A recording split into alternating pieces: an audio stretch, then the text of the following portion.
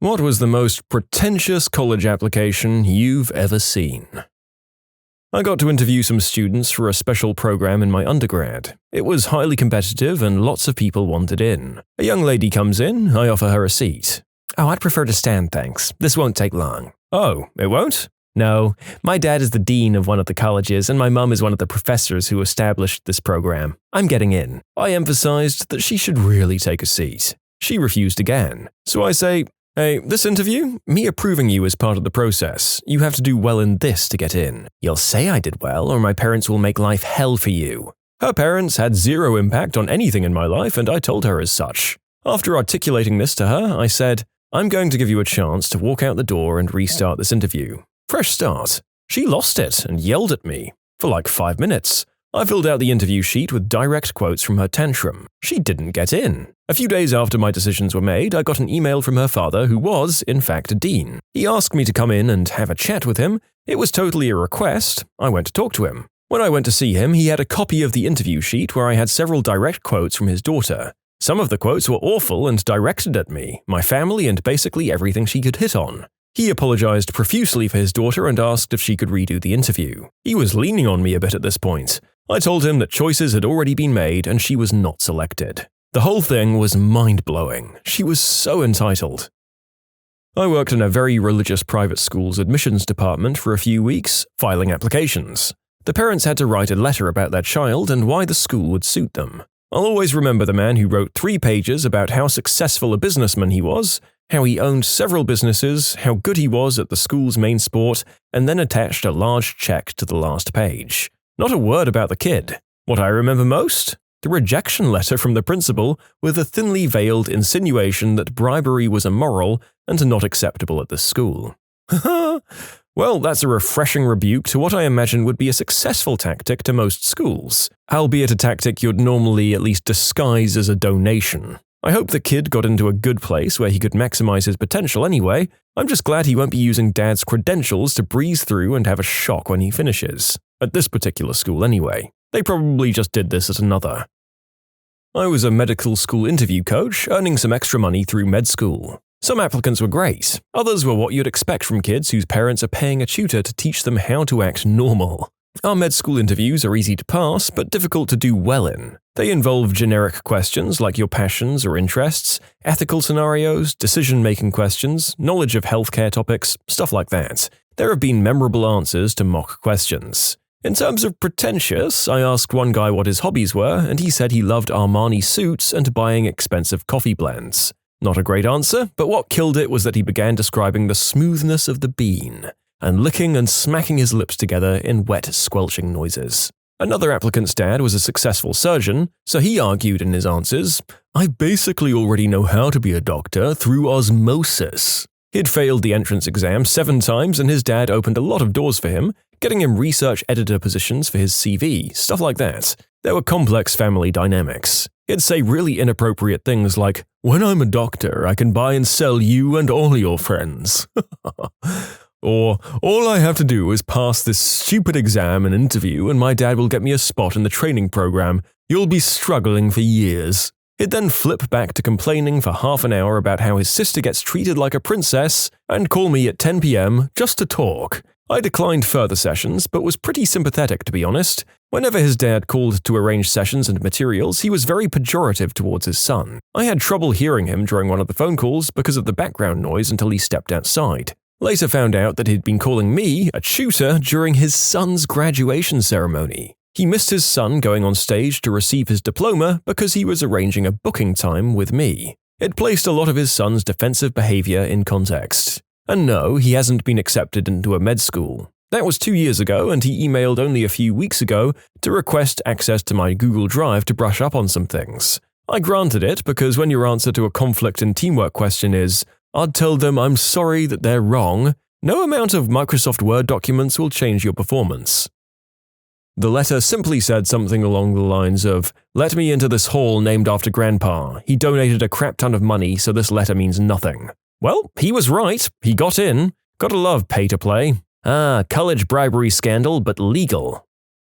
Oh, I have one. A longtime friend's mother reviews applications at an elite college. I saw her recently and she was telling us about some of the essays. One was from a girl who clearly came from a background of great privilege. She described a day of shopping and dining at swanky places with her parents in the big city one day. At the end of the day, she came across a homeless man sitting on the sidewalk begging for money for food. She initially passed by him, but then, seeing the American flag flying on the corner, ahead on the next block, she remembered what this great country of ours was built on, as well as what life is truly about, and went back to give this homeless person her restaurant leftovers. All described with much self-congratulation. I'm paraphrasing a lot of it, but the part I just quoted is exact and will likely be repeated for some time to come, accompanied by chuckling by my friend and me. The country was built on and life itself is about giving a homeless person your half-eaten burger and fries. Oh my god. We recently had someone we rejected for our most competitive course email us. He said he regretted to inform us that he was unable to accept our rejection and would see us on the first day of the course very soon. One with $100 in it. No, we didn't pocket it and deny them, we sent it back.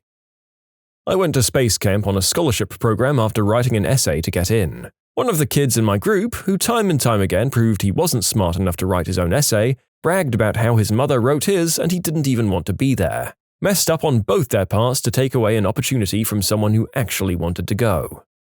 For me, it's the students that disparage the very ones that provide their application support. The kids that bash their coaches for not starting them in their sports game, or complain about their teachers who give them too much homework. Meanwhile, the recs and coaches are writing about how great the kid is. It's just not a good look. I was a master's student who helped a family friend's high schooler edit her college admission essay. The prompt was something about the greatest struggle they've experienced that made them who they are. Her response? My greatest struggle in life was that I was too academically advanced for my age and I wasn't challenged enough in school. Yikes. A whole essay from this one girl about how it had long been my dream to study at the prestigious University of Leicester and all the incredible gifts life would bestow on her for living her dream, in an application for a university that was not Leicester.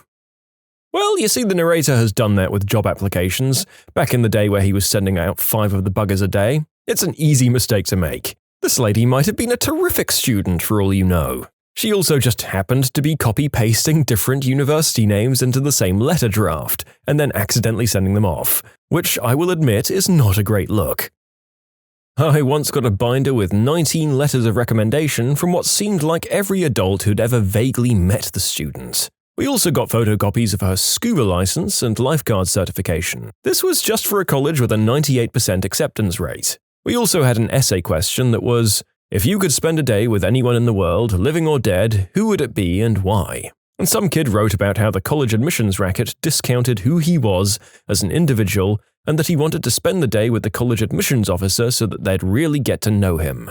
Came off as a bit creepy and again, 98% acceptance rate. If you can write a coherent sentence and didn't murder anyone, you were going to be accepted. We didn't freaking care about your personality. Here's a summary of the questions I'm getting about these letters. So firstly, the matter of criminal records. I worked with international students who were going to get visa applications rejected with felonious pasts. Letting them down early prevented them from spending a lot of time or money trying to enroll when they wouldn't be able to. And why we had an essay with that kind of acceptance rate? It was to make sure the students could string a few sentences along and weed out the students who weren't willing to put in the effort and had no intention of enrolling. And the scuba girl was not applying for marine biology. Only 3 or 4 letters came from people who seemed to have strong relationships to her. The rest were very vague, brief, polite letters from people who were vague acquaintances, sometimes from several years prior, like her childhood camp counselor who had her for 1 week in 4th grade. It was a waste of our time to read them as they told us nothing. She sent us a copy of her scuba certification, but there was another certificate, like 7th grade honor roll or something, that was original, so we ended up paying to mail the entire binder back to her in the end, so she'd have her original. It was also annoying as frick because it didn't fit in our filing cabinet and had to live on my desk for months. I'm not disclosing the school I work at, but it was a private non-profit. I actually honestly believe the faculty were good instructors and the students were going to get a decent education. Being tuition revenue reliant, virtually no endowment, they made some cynical decisions in the admissions office to make it appear we were more competitive and selective, because most people, especially parents who can write a check, assume that's the only mark of a good school. I used to tutor at a uni and helped occasionally with my tutees' applications. One thing I always encouraged them to do was to mention their aspirations after graduating, and to mention why specifically this university. One kid who'd been a pretentious butthole the whole time actually wrote in his essay that he didn't really care about the academic part because his dad was just going to give him a job when he graduated anyways. He chose the unis he was applying to based on how impressive they sounded and how good the party life was. I kept in touch with his sister. She was super smart and studied the same subject as me, so I helped her with career advice and stuff later on. She dropped into conversation later with a noticeable bit of glee that her brother was going through a challenging patch because his father informed him that no, Daddy was not going to give him a free ride into a cushy job and did in fact expect him to get a real job. The sister is definitely the smart one, but especially for staying in touch. I've tried to help various young workers in my field, but it's amazing how many just completely fail to realize how important networking is. Not so much as in the I know a guy who's going to give me a sweet job thing, but more in the here's someone who's been where I am and I can use the advice.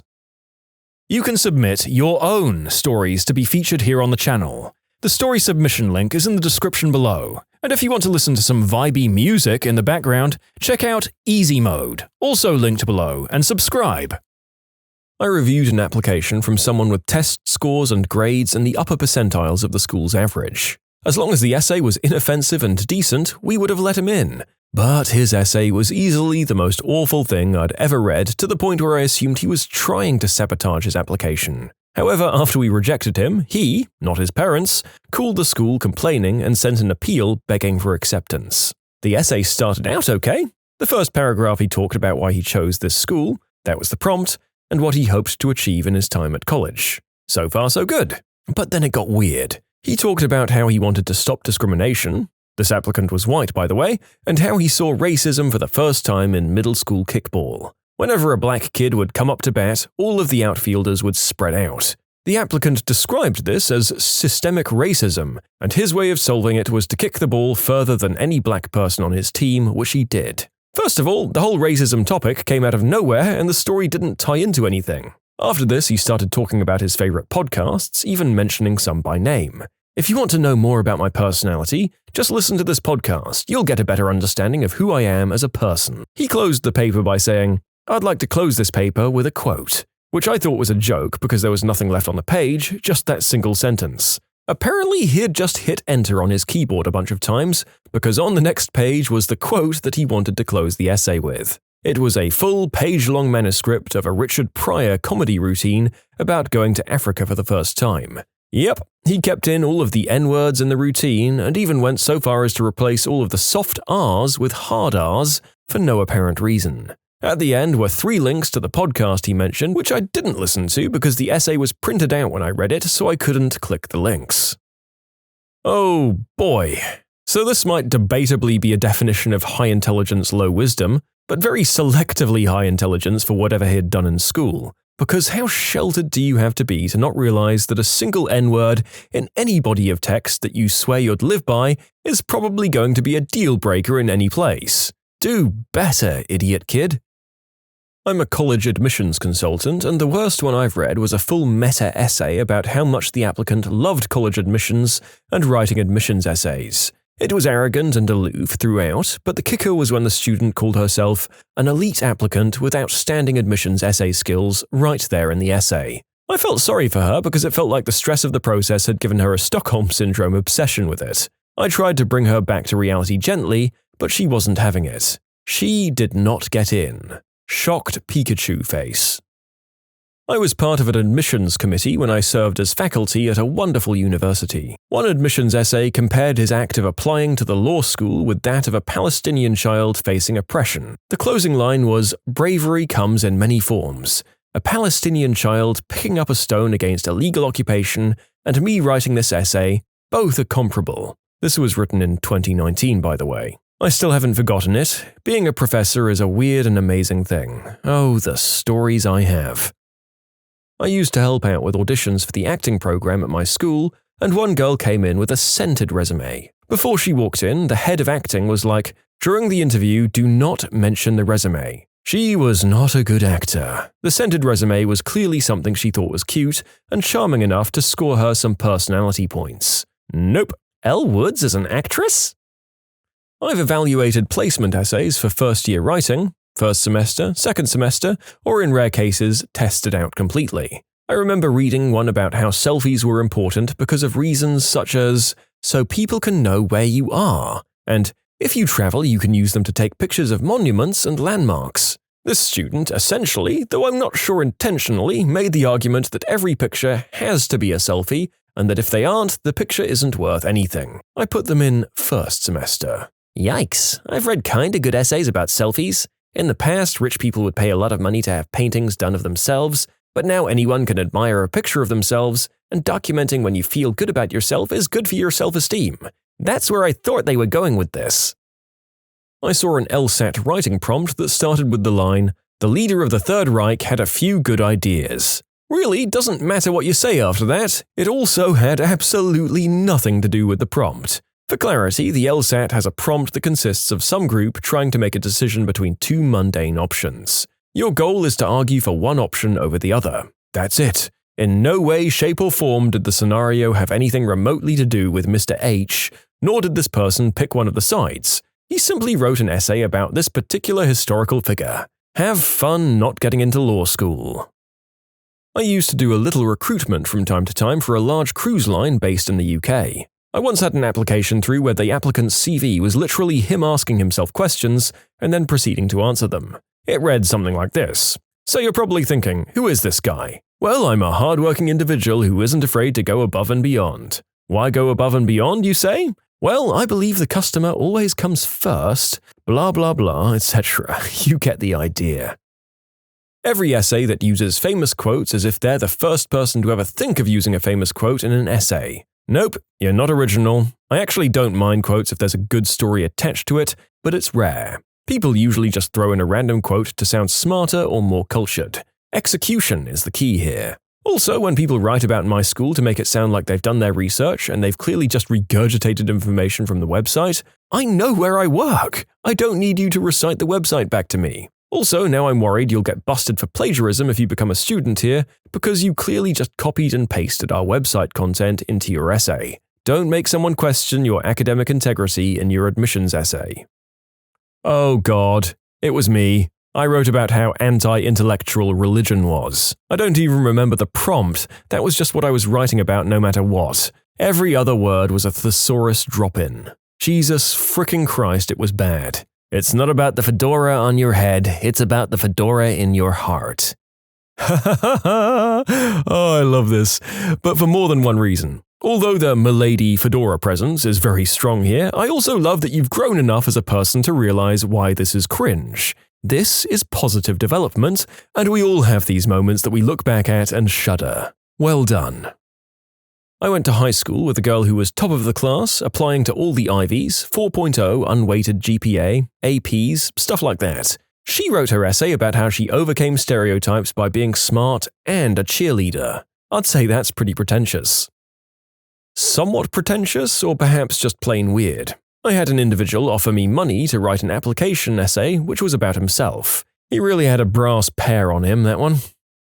My best friend was salutatorian of her class of 600. She had only applied to one college and it was an Ivy League. She's an upper-middle-class white girl who plays the harp. She wrote her college essay on being a jet-setter. It pains me to say she was completely shocked when she got flat-out rejected.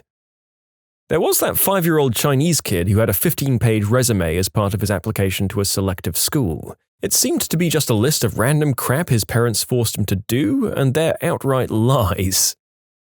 I am not an admissions officer. I'm a school ambassador. I give tours for prospective students and families, and our office is where admissions counselors make decisions. We work closely together as I need to be able to answer questions about admissions. I remember a horror story where a student sent an application, had decent scores, a good essay, but almost no extracurriculars. This is a bit of a red flag, as our school has a unique program from which community interaction is really important. About a week after decisions are posted, admissions received an email from the mother of the student described. She proceeded to rip apart the entire admissions team, saying they, and I quote, "are void of any talent or ability to contribute to society. Yet when you're meant to do your horribly mundane, underpaying and useless job, you can't even do that right. She proceeded to talk about how her daughter was going to be the next president of the United States and how it messed up real bad. This email was met with a response to the tune of, "We're sorry you feel you weren't given a good chance, you can appeal and we'll look again," which is a courtesy that almost all schools will do. The mother replied, and I'm sorry for paraphrasing, "Why would we want to go to your horrendous, vile institution? The grounds of your campus aren't worth the bottom of my daughter's feet." Yada yada yada. Her daughter is apparently the second, third, fourth, and fifth coming of Jesus Christ, all rolled into one, yada yada. And then she got personal, again. She was like, "And by the way, Jenny," that's a different name, but I'm referring to the supervisor of admissions, "I just thought you should know that you're extremely unprofessional on your social media. By the way, Jenny is literally the kindest human being I've met in my entire life, and the worst thing on her social media is like her at a restaurant with her family and an alcoholic beverage on the table." My senior year of high school, we read our college admissions essays for our English class. One student's broad topic was admirable. He wrote about ageism and that it was sad that it stopped people from doing the things they loved. Young people should knit, old people should rollerblade, stuff like that. However, the actual bulk of the essay was him describing how much he loved to play with stuffed turtles. He got into a highly competitive university with that essay, but mostly because his parents worked there.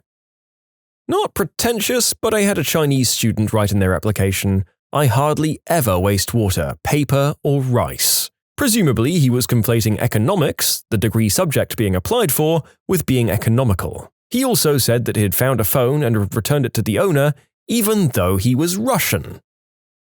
What's the biggest plot twist you've seen in real life? In primary school, we had a World War I memorial lesson, and we were asked if anyone had any relatives who fought at the time. My friend brought in a picture of his great-great-grandfather with his wife. A girl also brought in a picture of her great-great-grandfather with his wife. The teacher said they looked similar. She put them side by side and looked shocked.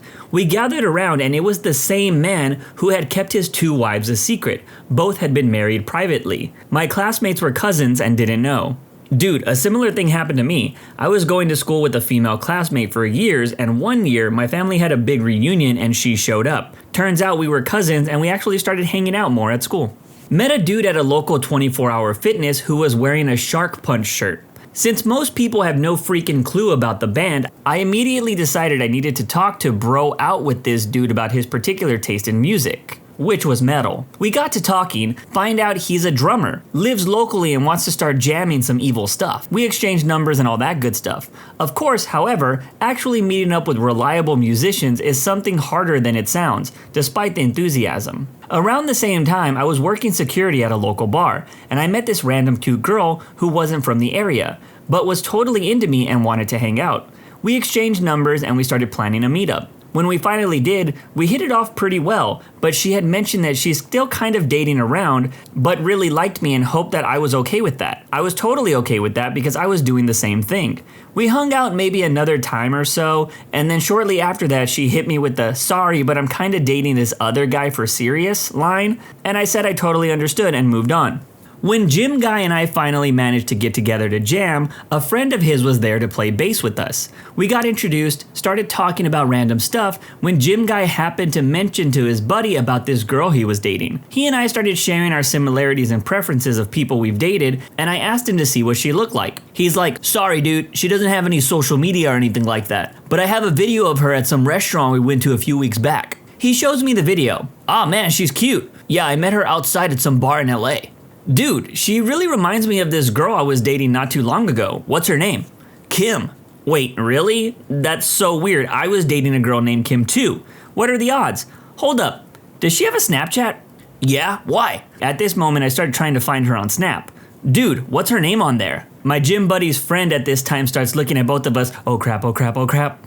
"Kimbersleys." The friend starts dying of laughter at this point, and we both come to the realization that we are the same dudes she ended up leaving/staying with. But we still ended up jamming anyways. This was basically that episode of Friends where Joey and Ross date the same girl. Maybe this isn't that big, but here it goes. I'm a medic, and one morning we had a call for an older woman, in her 70s if I remember right. She was having cardiac issues, was in compensated shock from a very low heart rate. From the time we got to her home to the time we were in the ambulance, she had been getting worse. We paced her heart and she was doing good the rest of our whole ride to the hospital. About 16 hours later, we get called for a rollover car accident. Get there and we have one male in the vehicle, unresponsive. Vehicle is upside down off the road. We get him out and he's in very bad shape. He wasn't breathing, so we intubated him and off to the hospital we went. Almost at the hospital, which is 30 miles away, and he goes into traumatic cardiac arrest. He's dead when we get there. While we were on the way to the hospital, we found his wallet, since we didn't know who he was. We saw a badge and he was a retired police officer, and I remember from the morning our patient's husband was a retired police officer. He was on his way to see his wife. Unfortunately, he stopped by the bar first. While it wasn't my job, I went to the nurse to talk to the wife and let her know what happened. She thanked me for being there so much for her family that day. I had a similar experience to this one. We had an old couple in different wards in our hospital. I was treating the wife on my geriatric station. On one of my weekly night shifts, I responded to a CPR alarm to reanimate the husband. It didn't go successfully. I personally took my patient to see her husband for one last time. It was one of the most emotionally draining days of my residency. I have a coworker who we'll call Joe. Great guy who has an equally great wife. Over the years, and even prior to meeting Joe, multiple doctors told Nina she would be unable to get pregnant on her own due to problems with her ovaries and fallopian tubes. She and Joe decided that a child-free life was okay with them. So she and Joe got married and lived happily for 12 years. When they started out, they didn't have much, but as time passed, they progressed in their careers and made a nice living for themselves. Finally, they got to the point where they were comfortable enough to buy a sports car for themselves, something Joe always wanted to do. It was his first new off-the-lot car that he ever owned. Now, Joe and Nina were in their early 40s at the time and figured that they would just coast on into retirement. Well, about 6 months after they bought their brand new car, winter came. Nina got a case of the flu and just couldn't seem to shake it. She just felt run down and nauseous, just not herself. After about 3 weeks of this, she went to the doctor. The doctor asked if there was any possibility she could be pregnant. She laughed at him and said, "I've been married for 12 years now and haven't had so much as a scare of being pregnant. Multiple doctors said it's not going to happen for me, so there's no way." But her doctor said, "Humor me. Let me rule it out. Just do a urine test." Well, wanting to figure out what was actually wrong with her ASAP, Nina peed on the stick and you guessed it, pregnant. So in their 40s with 12 years of living just the two of them, they were expecting.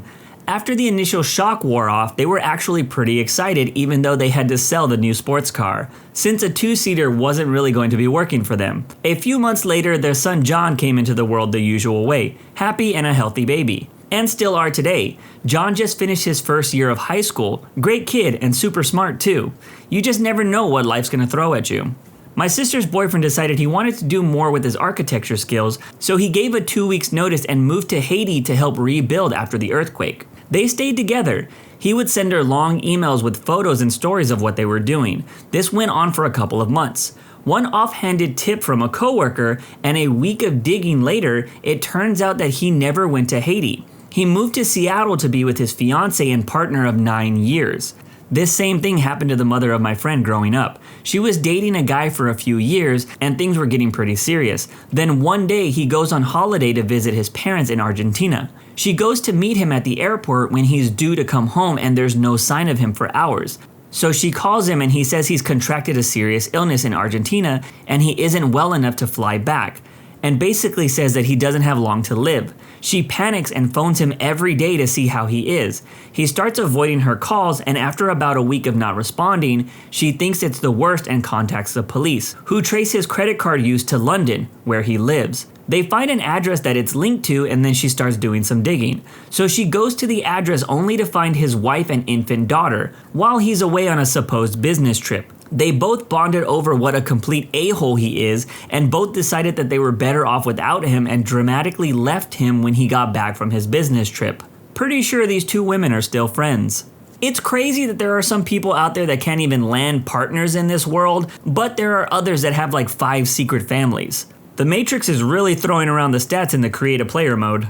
It's 1991, I'm 19 and just signed the lease on my first solo apartment. I just got the first paycheck from my new job. I deposit that paycheck at the ATM. Another first, I'd always gone into the bank to do this. 2 weeks later, I get my bank statement in the mail and see with horror, I have only $1.87 in my account. Way wrong, I should have at least $200. I've been very careful with my spending. I'm freaked that I came within $2 of bouncing my first rent check. I'm literally reaching for the phone to call the bank when the phone rings. It's the police, asking if my ATM card was stolen.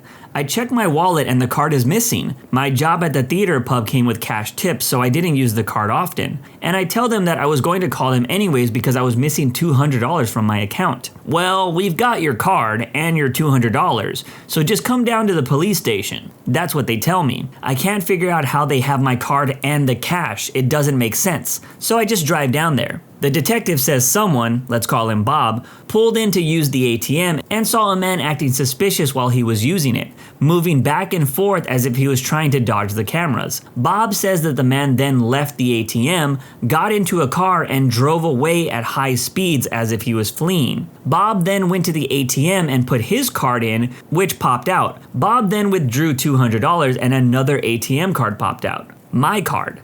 Bob's card had popped out because the crook had left my card in the ATM before speeding away. Bob then realized that he had withdrawn money from my account and not his, so he brought my card and the cash to the police station and reported the attempted theft.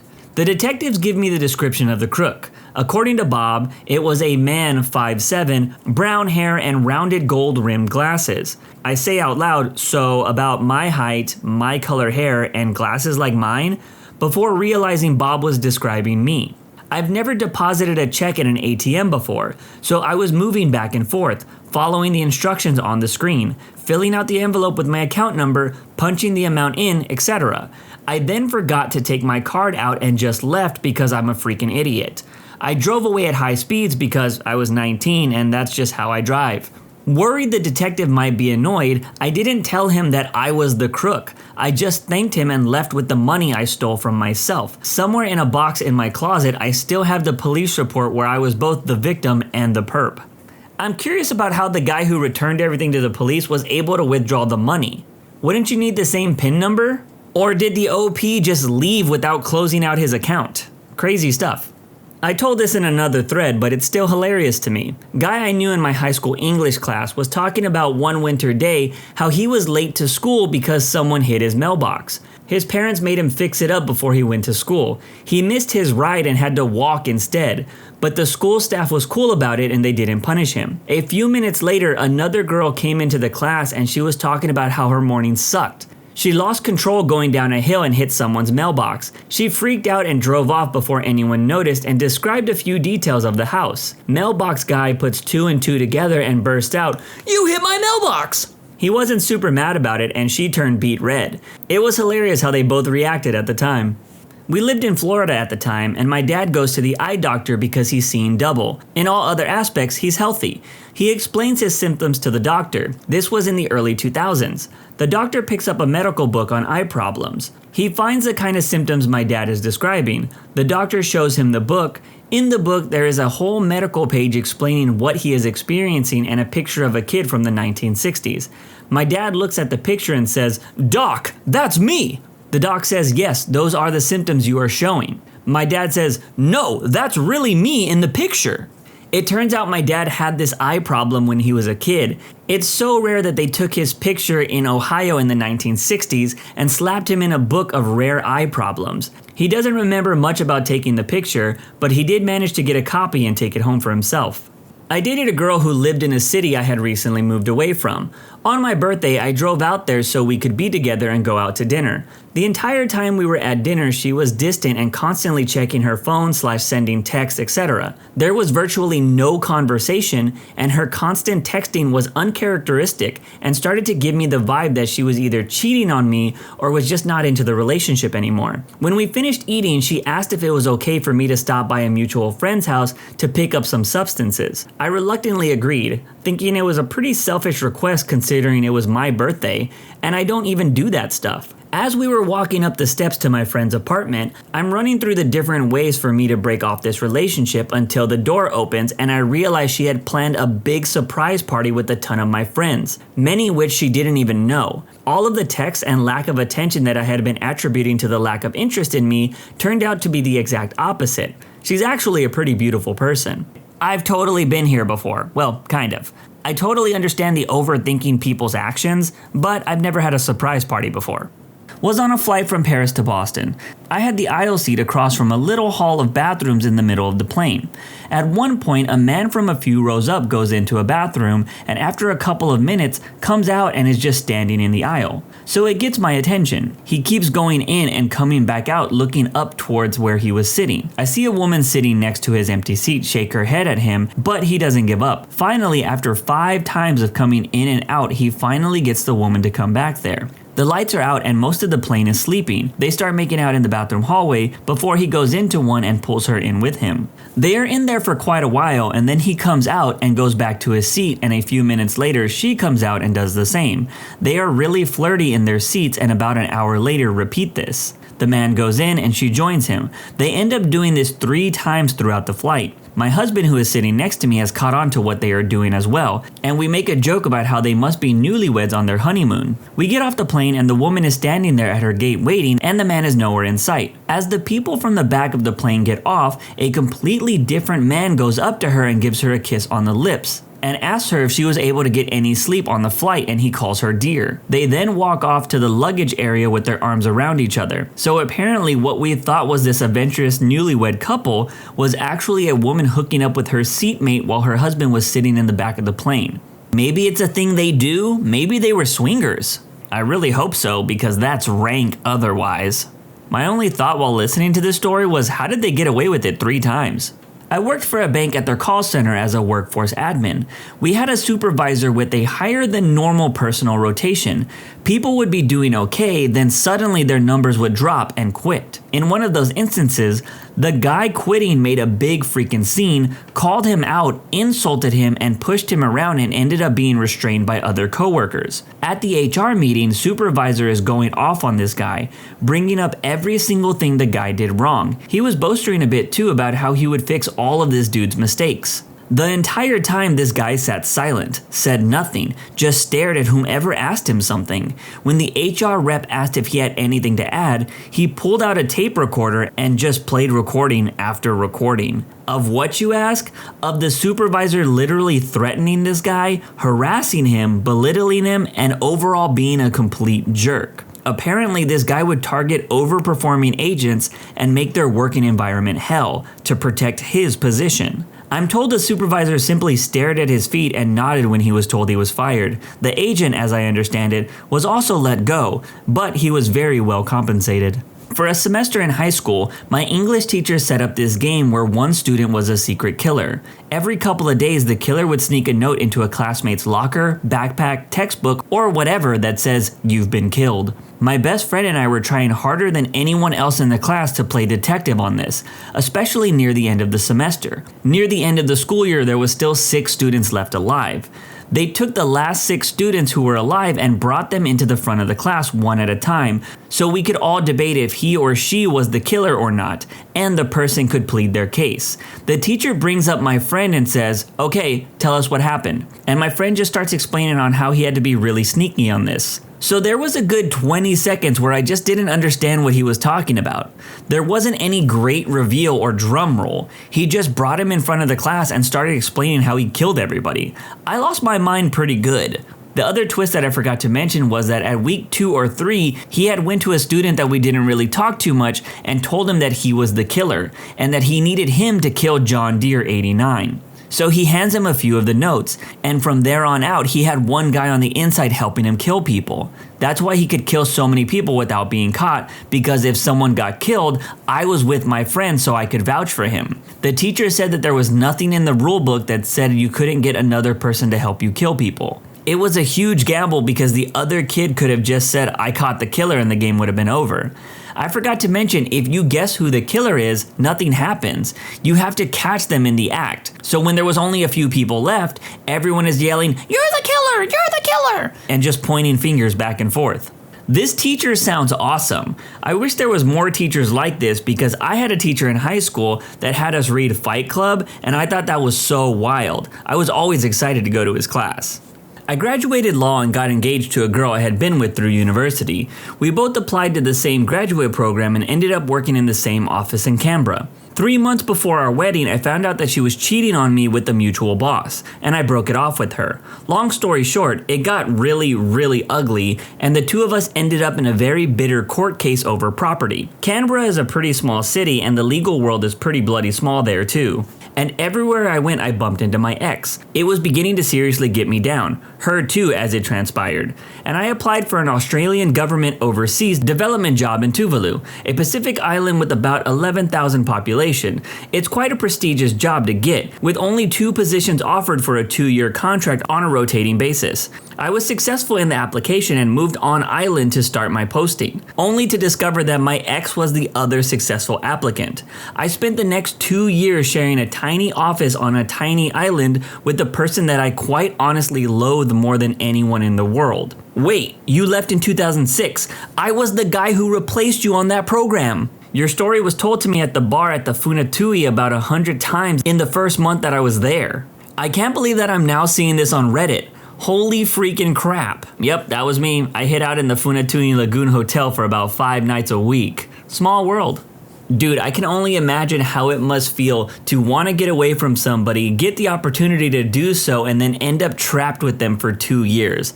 Was at a big art show with my wife and kid. They were 3 or 4 at the time. We were walking up to a doorway and I noticed a couple of huge unclothed statues. I mean, like, no big deal to me, but I was worried about what the kid was going to say because he's a bit of a loudmouth at the best of times. But I didn't need him yelling about private parts in the middle of a crowded art gallery. I realized that the worst thing to do would be to make any kind of scene about it. No covering eyes or anything, just subtly angling the stroller away from the statues and making big deals about the art things on the opposite side of the aisle. Then the inevitable happens. I remember it happening in slow motion. My kid's head turns towards the unclothed statues. Eyes widen, arm raises and finger points, and mouth slowly opens. Dad, look at those statues! They're not wearing socks! On my grandmother's deathbed, she asked me, "Do you know who your real mother is? What major plot twist moment have you had in your life?" My grandmother passed away just over 2 weeks ago. The family all went to see her for the last time. She was surprisingly aware of everything around her and telling stories and joking. I went and sat by her and we talked for a little while about various things. Out of nowhere, she said, "Do you know who your real mother is?" Now, I've only ever known one woman to be my mother and had never considered otherwise. I was shocked and asked her to repeat herself, thinking I misheard her. She said it again. "Do you know who your real mother is?" I looked over to my aunt with a confused look on my face who, addressing my grandmother, said, "Blank is his mother, Nanny." My grandmother laughed for a second and said, "Oh yeah, I guess I know who your mother is too." Now, I'm fairly certain my mother is actually my mother. Since then, I've been trying to justify her saying that though. All I can think is either she was very out of it and didn't know what she was saying, or there's someone else in my family who doesn't know their real mother and she mistook me for them. I'm not sure I should pursue this any further with my family, as any reason to keep it secret is probably a decent one, and I'm not so sure I want to know the answer. But it also has me wondering, has anyone else had a major plot twist moment in their lives, whether it turned out to be true or not?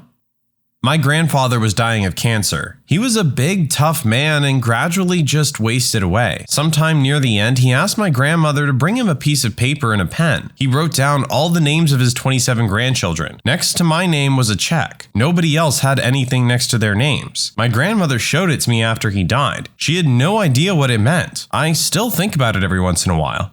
When I was 15, my siblings and I were put into foster care. We had no idea why until the social worker told us that our parents were using drugs, our after-school jobs were helping them pay for drugs when they said our money was being saved. My dad wasn't my real dad, and 3 out of my 5 siblings were my half-siblings, and my real dad kidnapped my brother and I when we were babies. We were returned to my mom when he confessed to murdering a woman and then went to jail. He had since been released, and we visited him to discover that he'd started another family. It was quite the mind freak. My grandpa was having trouble hearing and it took us a while to convince him to get a hearing aid. In the meantime, he got a phone call saying his Uncle John had died. He asked about a funeral and was told there wasn't one. That was 2, maybe 3 years ago. I really only saw John when he came up for Christmas, but he was quite the character and my whole family missed him. A couple weeks ago, my grandpa's cousin came to visit me. Grandpa was talking about how he missed John since he died. His cousin said, "What are you talking about? I just saw him 2 weeks ago." Turns out my grandpa misheard the phone call. We figure someone else died, but we still don't know who. John's probably been wondering why no one invites him for Christmas anymore, or visits, or calls.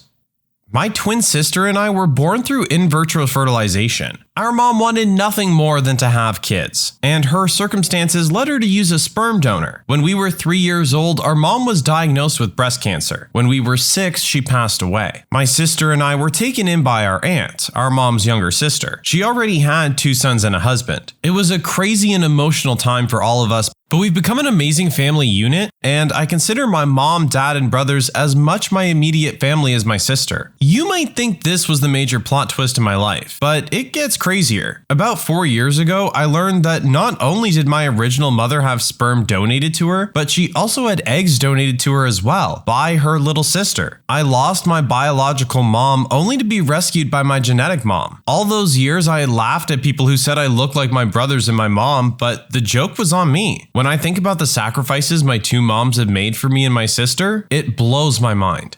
I like that this one has a nice happy ending. A lot of the time, a story like this doesn't.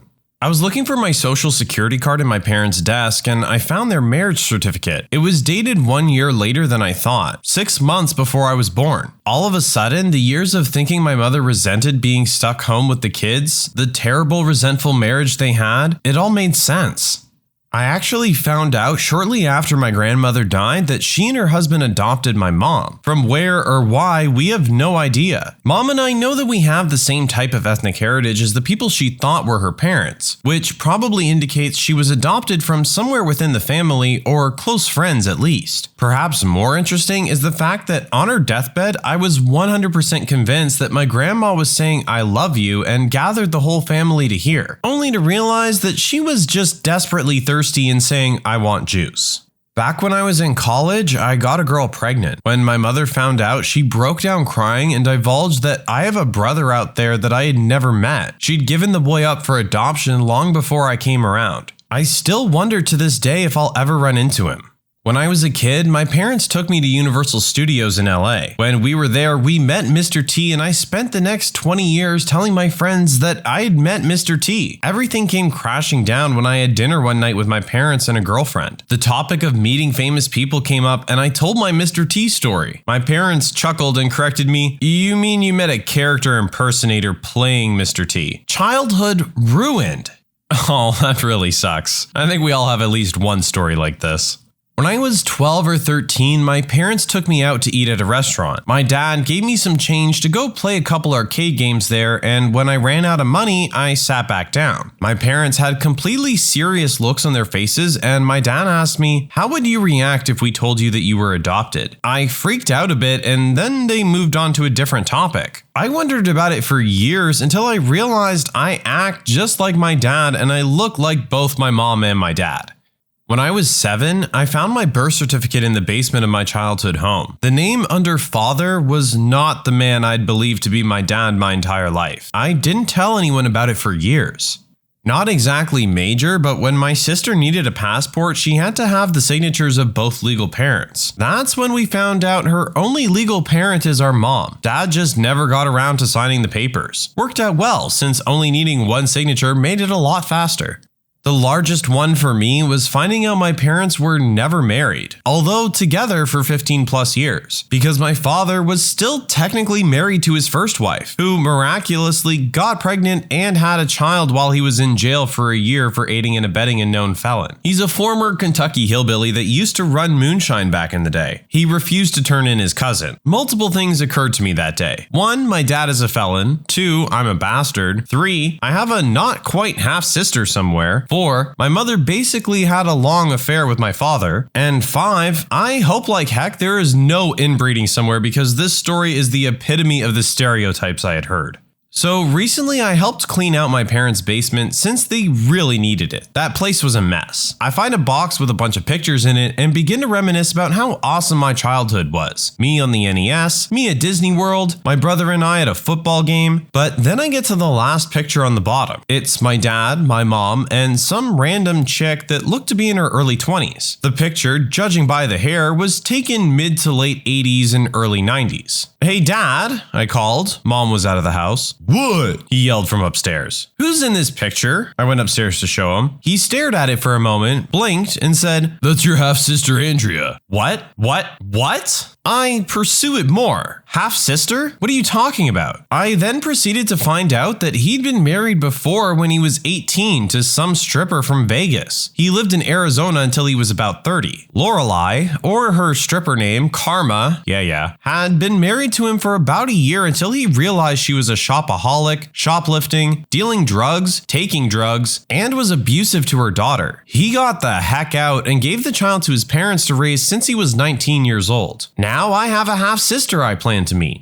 I found out my stepfather was my biological father whilst who I thought was my dad was still actively in my life. Okay, it's complex, so I'll break it down. I was born to my mother and her husband, we'll call him Roger. So Mom and Roger were my parents. I grew up thinking Roger was my dad. I knew of nothing else other than these two as my birth parents. When I was 4, my mom and Roger got divorced. My older siblings were always allowed to go visiting Roger, and I rarely got to. I grew up desperately wanting to see my dad Roger. When I was 7, my mother married a new man who became my stepfather. We'll call him Bob. So I grew up with Bob being a great stepdad to me. But it always hurt that I never saw my dad Roger. And as I got older, I got angrier and angrier that I never got to see my dad Roger. Because hey, what kid who loves their dad wouldn't be? So one day after I hit puberty around 12, Bob and I got into a fight and he was telling me off and I pulled out the "You're not my real dad" line, which cued my mother and Bob to sit me down and tell me that Bob is my biological father and that Roger's not my father, only a man I was led to believe was my biological father in order to keep up appearances to the outside world.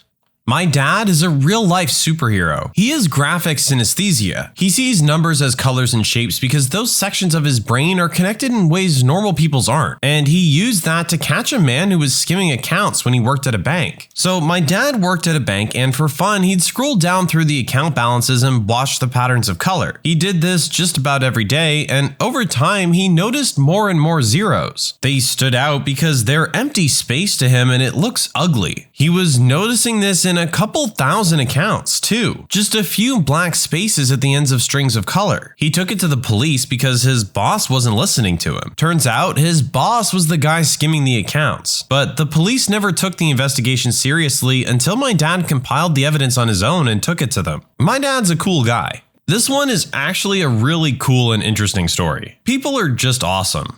While at a party about 5 years ago, I met a girl who I really clicked with. Friends-wise, I'm a girl. I started talking about my boyfriend, but not by that title, by name. She proceeded to tell me she knew him and had actually recently been on a date with him, and how it was the most romantic date she'd ever been on. My boyfriend. Of a year. Yeah, it just got real. Yes, we broke up shortly afterwards. That girl ended up being one of my best friends, and we're still friends to this day.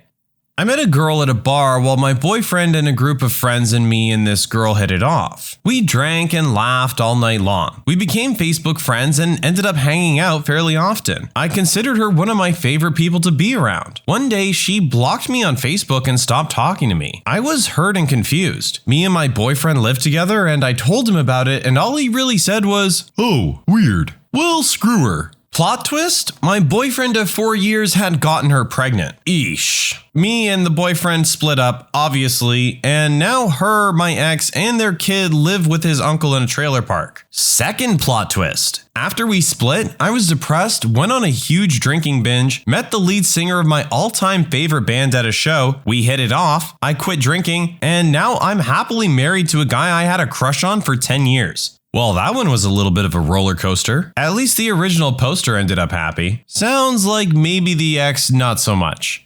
The day we found out that the doctors were going to stop being aggressive with my father's treatment was very difficult. My grandparents flew back from Florida to get his affairs in order. Apparently, my dad, a near-broke alcoholic, had not paid any of his life insurance premiums. My grandparents found out and paid all the late bills, which allowed my siblings to collect on the multi-million-dollar policy. To this day, I'm grateful because I didn't find out until a few days after about the whole situation. Now, I have enough money to pay for college and buy my first home. One of my cousins does not have the same father as her sisters. Their father found a handwritten note in which their mother wrote about her affair, the pregnancy, and then confronted her about it. They ended up staying married and are currently married to this day. My mother and father found out and told me a few years ago. It was a slip-up that I continually pursued until I got the answers. There are only 5 of us in the entire family that know. Me, my mother, my father, and the cousin's parents. The girl and her sisters have no idea. Mine was finding out the woman I called mom for the first 16 years of my life was actually my gran, and that my older sister was my birth mom. Apparently, she got pregnant when she was 13, so her mom decided to raise me. Now, I've got no idea what to call either of them. Calling my big sister mom just feels weird. I found out while my uncle was on his deathbed that he had a secret family with adult children. Mind you, this is the classic drunk uncle who lived alone or just had a live-in girlfriend or wife from time to time, but came to every family function. Nobody knew. Not his sisters, not even his mother. We still dispute this family because when we did ask my uncle, he just said, it's not a big deal. What the heck? This isn't really about me, but rather a friend of mine. I think to this day he still doesn't know this. My mother's good friends with his mother, which is how we met. And one day his mother tells my mother that the man we've all believed to be his father isn't really his father. And even he, the supposed father, doesn't even know it. Because she was officially dating him back then, but was cheating on him with the real father of the child. She said the real father ended up dying before the child was ever born. I believe in a car accident. And so she raised the child as the son of the man who she would go on to marry, and later divorce. Earlier this last year, I was hit up by a guy on Facebook claiming to be my half-brother. Fast forward a bit, and it turns out to be true. I don't know the details of the hows and whys, as every story has multiple sides, but my twin brother and I have been raised our whole lives, 23 years, by a wonderful man whom is the biological father of our older brother. There was never any hint or doubt that our dad wasn't our biological father, and we were raised with the utmost love and care by him, even though he and my mother were divorced or separated throughout the entirety of our lives. My father even had a fiance leave him at one point because she was apparently unhappy that he was paying family support for kids that weren't technically of his biology. He really sacrificed a lot for us, and I couldn't have asked for a better dad. Hasn't changed much in my life, honestly, and I never had any real crisis of conscience or identity about it because, hey, that sounds about right given my family history. Nonetheless, I'd say that counts as a nice little twist.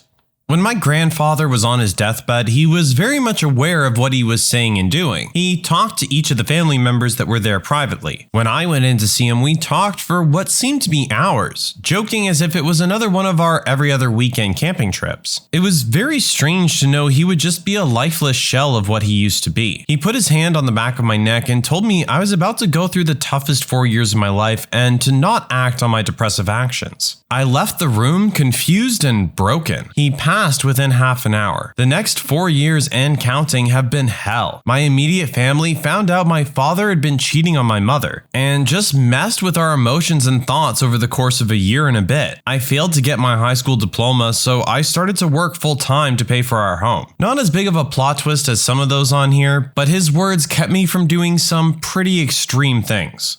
Lots of downer stories in this thread, so here's a slightly more fun plot twist. I've always loved choreography. I was never much of a dancer myself, but I loved ballet and musical theater growing up. It branched into other avenues too, like martial arts and animation, which led to me becoming a comic artist. I never had anyone in my family to really relate these passions to, until on his deathbed, my grandfather started telling me stories I never heard before, about being both a boxer and a dancer. It may not sound like a big plot twist, but believe me when I say it felt like one at the time. We became really good friends all of a sudden, and in his very last days on Earth. I was so glad to make that connection with him before he left. I found out just last week that all my life, my mother's been addicted to drugs and has been hiding her addiction from my sister and I as best she could. On top of that, every single night she takes sleeping pills. I also learned that her family's convincing her to lie to my father and continue her addiction instead of getting help, purely to spite my father. I'd always suspected my mother had a drug problem, but never brought it up. My sister is still in the dark, and I intend to keep it that way. For now, I'm just watching my mother slowly wither away.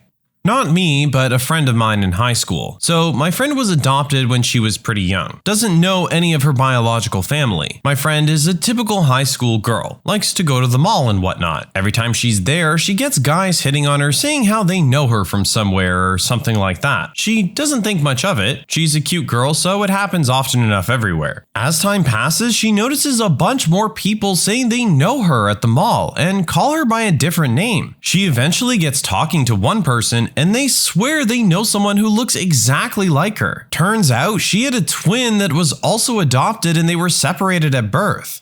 I had always been told both my grandfathers had died before I was born, and I never felt like there was any reason to question it. Fast forward 20 years and suddenly a man who looks identical to my dad shows up. It's my granddad. Turned out he had an affair with my nan when they were both married to other people and she became pregnant with my dad. My parents separated a while ago and I never had actually seen their wedding photos. I finally found one and saw my mom in her wedding dress, but she was holding my older sister, who looked about 3, making me about 1, or at least born for that matter. I thought there was a family secret until my mom told me she'd married my dad before a judge, and this picture was from the actual ceremony, which took place years later.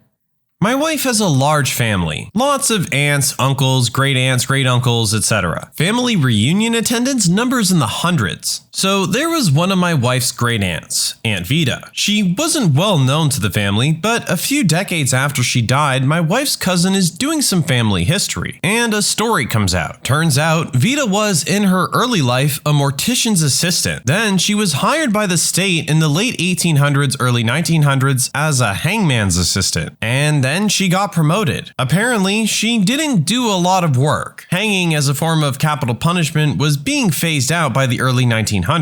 She still had her title and salary though. After she died in Minneapolis, she was buried there. Eventually, the family wanted her grave moved down to the family gravesite in Iowa. When they unearthed the coffin, the lid fell open and they discovered possibly the most disturbing thing about Aunt Vita's life: scratch marks on the inside of the lid. After reading this in my cousin's notes, my wife turned 3 shades of pale, calmed down a bit, and then said, "Well, that's karma."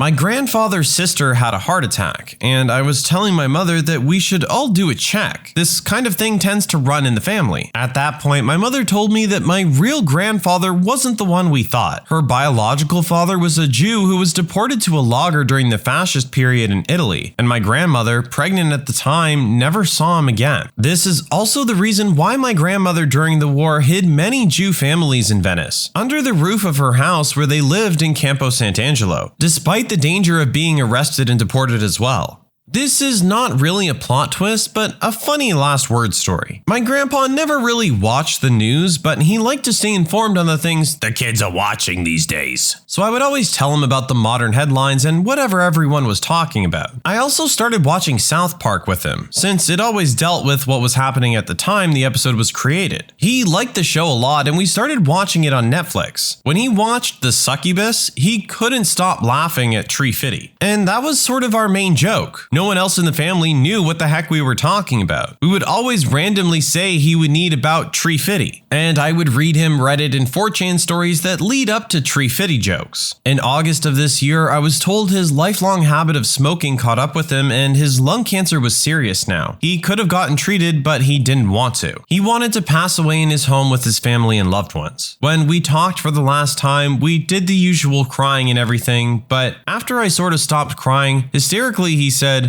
"I'm gonna need one last thing from you." Unsuspecting me asked him what he wanted. Anything at all. And he said, "Tree Fitty," and fake died. I stared at him for about 30 seconds in confusion before he said, "Nah, I'm kidding. Go bring your sister in here." I love my grandpa. Doctors of Reddit, what are some of your anti-vax parent stories? Had a kid come in for generic upper respiratory virus, asked mom if he was vaccinated as is routine, and she said no. When I asked why not, her response was, "Well, my boyfriend was vaccinated and he still got meningitis, so they don't even work." I told her that's the same as saying your friend got bruised by a seatbelt in a car accident, so you don't wear them when you drive. We had a 14-year-old female come in for abdominal pain one time. She weighed around 80 pounds, looked sickly, and her mother refused to let her eat anything but a handful of things, and nothing with very much protein at all. She literally had a binder full of articles about how horrible vaccines are, all the bad things they put in food these days, etc. She completely brainwashed this kid, so the kid believed it too. Her labs showed malnutrition, her teeth were horrible. It was just a sad case all around. Not a doctor, but a story I heard stuck with me. The head of pediatrics from a Toronto hospital, I forgot which one, was giving a talk and told a story about how early in her practice, she had a little boy in for his scheduled vaccines and was answering the nervous mother's questions. The mother planned to go ahead with the vaccines, but had heard a lot of anti-vax propaganda, and so she was worried and had lots of questions. While they were talking, but before they administered the vaccines, this poor little kid suffered a grand mal seizure. It was really bad. The kid ended up getting admitted to the hospital and suffered a fairly serious brain injury. It occurred to the pediatrician much later that if that seizure had hit 10 minutes later, or if the appointment had been 10 minutes earlier, nothing would have ever convinced that poor mother that it wasn't the vaccine that caused the seizure. Had a 5 or 6-year-old patient who had a super hippie mom. No reason for not vaccinating other than she doesn't want to, despite counseling many times. The kid also had asthma and would consistently come in for exacerbations despite prescribing appropriate controller meds. The amount of exacerbations just didn't make sense. One day, I sent my student to see him first while I called the pharmacy to see if his meds were received. The student came back saying, "I can't get a history from mom. She's literally falling asleep while talking to me." Also, pharmacy said the meds haven't been picked up from the last 3 visits. That was enough for me to call CPS. Mom was on drugs. Living situation? Deplorable. Last I heard, kid was moved to an aunt who caught him up with age-appropriate vaccines. When I was a med student, I had a parent who wanted to do a delayed vaccination schedule. Basically, it means that you get all the same vaccinations, but you pointlessly and foolishly do it over a longer period of time. The mom had read a book promoting this practice that was unfortunately written by an MD. My pediatric attending had zero chill. "Is that book written by Dr. Blank?" "Yes." "Well, you should know I was in the same medical school as Dr. Blank, but I got much better scores than he did." Not a doctor, but my significant other works with children who have autism. She has one parent that constantly tells her she regrets vaccinating her kid. She then asks questions to my significant other about which vaccines are the ones that cause autism, as if it's a big secret. My significant other tells her that autism is predetermined before birth and signs just aren't noticeable until around 2 years of age. She still tries to justify her logic with other anti-vax parent stories from Facebook. My significant other has 2 master's degrees towards this field. It blows my mind how they can still argue with overwhelming facts. Nearly qualified pharmacist here, so obligatory, not a doctor. Our pharmacy offers travel vaccines for people going away to countries with a high likelihood of severe tropical disease. Star parenting goes to the parents who got themselves vaccinated for rabies, but not their 2 elementary school-age children. This one just makes no sense to me. You obviously understand the dangers, but don't want to protect your children. In medical school, I saw a kiddo whose parents refused vaccines, and so they were given the vaccine refusal form to sign. This form essentially said that the parents understood that refusing vaccines was against medical advice, that their kiddo could get sick from all those preventable diseases, and that they wouldn't hold the doctor or practice liable for any complications that the kiddo may get from said preventable diseases. This mom pulled out a Sharpie and blacked out the part about the doctor not being liable. The parents thought we'd be cool with them just changing the form just for them, and they wanted the doctor to be held liable for their moronic choice. Of course this didn't work, and they were told to sign the form or they would be discharged from the practice and have to find another. They refused to sign and were told to leave after given a list of other pediatricians in the area. These folks are delusional, thinking you can just alter a legal form like that with a Sharpie. Some people blow my mind.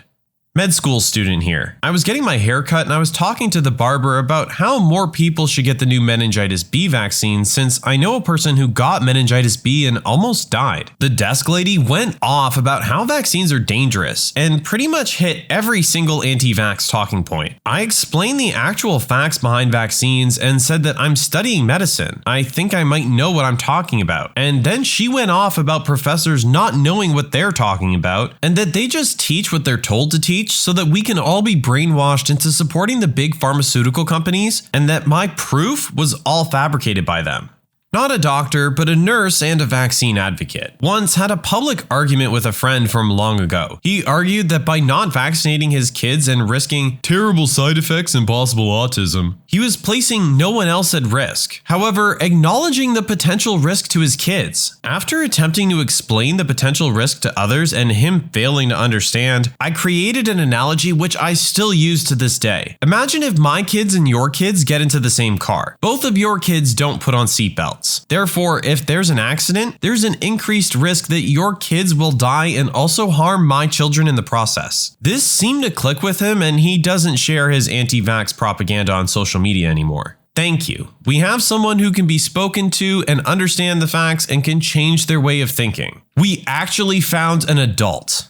Not directly related to my being a doctor, but a mutual friend of mine and my wife's is a chiropractor and anti-vaxxer. Refused to vaccinate her first two kids. I didn't want her or her kids coming anywhere near our place when we had newborns or kids because of the risk her unvaccinated kids placed on my partially vaccinated babies. She got all offended, saying the usual rubbish like, "If vaccines work, what do your kids have to fear?" And "Your kids are more risk to mine because they'll be shedding viruses." Her third child was born with cystic fibrosis, which makes them very susceptible to all forms of respiratory and airborne infectious diseases. Suddenly, the whole hypocritical family is vaccinated against everything. Not a doctor, but I worked at a children's hospital in research, at the time as a coordinator. A bunch of us were sitting in our office space talking about medical care of some sort casually. I think maybe flu vaccines, and one coordinator cuts in. "Well, I don't know if you've seen the recent research, but there are a number of issues with vaccines that make them unsafe. They're highly correlated with autism." The room got quiet because everyone was polite. One person said, "Oh, I had heard that," I think in an effort to not alienate the girl. I responded, "That's not true," because I couldn't not say that. She said, "Yeah, I'll send you the link." I said, "I think I've probably read the study. It's been rescinded." Then it got more awkward. This was probably in 2017. I just couldn't believe that in 2017, a person whose job it is to understand research at a hospital with children can fall victim to bad research that has not been supported by any reputable source since probably the 90s. I'm not a medical doctor, but a mental health therapist. Went to do a new client intake, and while asking the mother about the kid's medical history, vaccination records, etc., she said he wasn't vaccinated because vaccines cause autism and she didn't want to risk her son getting it. Then when I meet the kid, within 5 seconds of laying eyes on him, I could tell he was autistic. Worst part was that when I told her, she became very upset and started yelling at her husband saying he must have gotten the kid secretly vaccinated, and then immediately ran out of the house and took the kid to the emergency room for testing and just left me and the dad in the living room just kind of staring at each other. Never answered my calls or texts again after that, and I had to get DCF involved. I was a medical student when this happened. My attending pediatrician gave me a heads up about the parent I was about to see and decided it would be best if he came into the room with me. 4-year-old kid came in with a horrible cough and difficulty breathing. It was almost surely pertussis, aka whooping cough. The kid was coughing so bad he vomited on the exam table. He went on to ask about vaccinating her kid, and of course she replied no, even though her son was damn near coughing up his lung right next to her. I think my attending had seen enough and had enough of her not vaccinating her kid and had the following conversation with the kid's mom. Attending: "Miss Blank, I have to ask you, do you trust me as your son's doctor?" Mom: "Of course I do." Attending. Well, there's two problems here that we need to address. One, you either think you're more knowledgeable than me when it comes to medicine, and if that's the case, I should no longer be your son's doctor. Or you don't trust me as a physician, and in that case, I shouldn't be your son's doctor. Mom just sits there with a blank stare on her face. Attending. Will you please reconsider giving your son a vaccine? Mom. No. My attending obviously treated her kid, but after this whole ordeal resolved, he dropped her and her son as patients and referred them to another pediatrician. He'd had enough of her. I respected the heck out of him after he pulled this move. Pediatric resident here in the US. Our continuity clinic accepts everyone, including those kicked out of previous practices for anti-vaccination beliefs, which is a bit frustrating at times. Really, it's a mixed bag of how we handle these patients. Ostracizing the parents is only going to build further barriers between provider and kid, so that doesn't help. Frankly, what has worked best in my experience is to try to understand where the families are coming from, explicitly asking their thoughts on vaccines to let them voice their misunderstanding.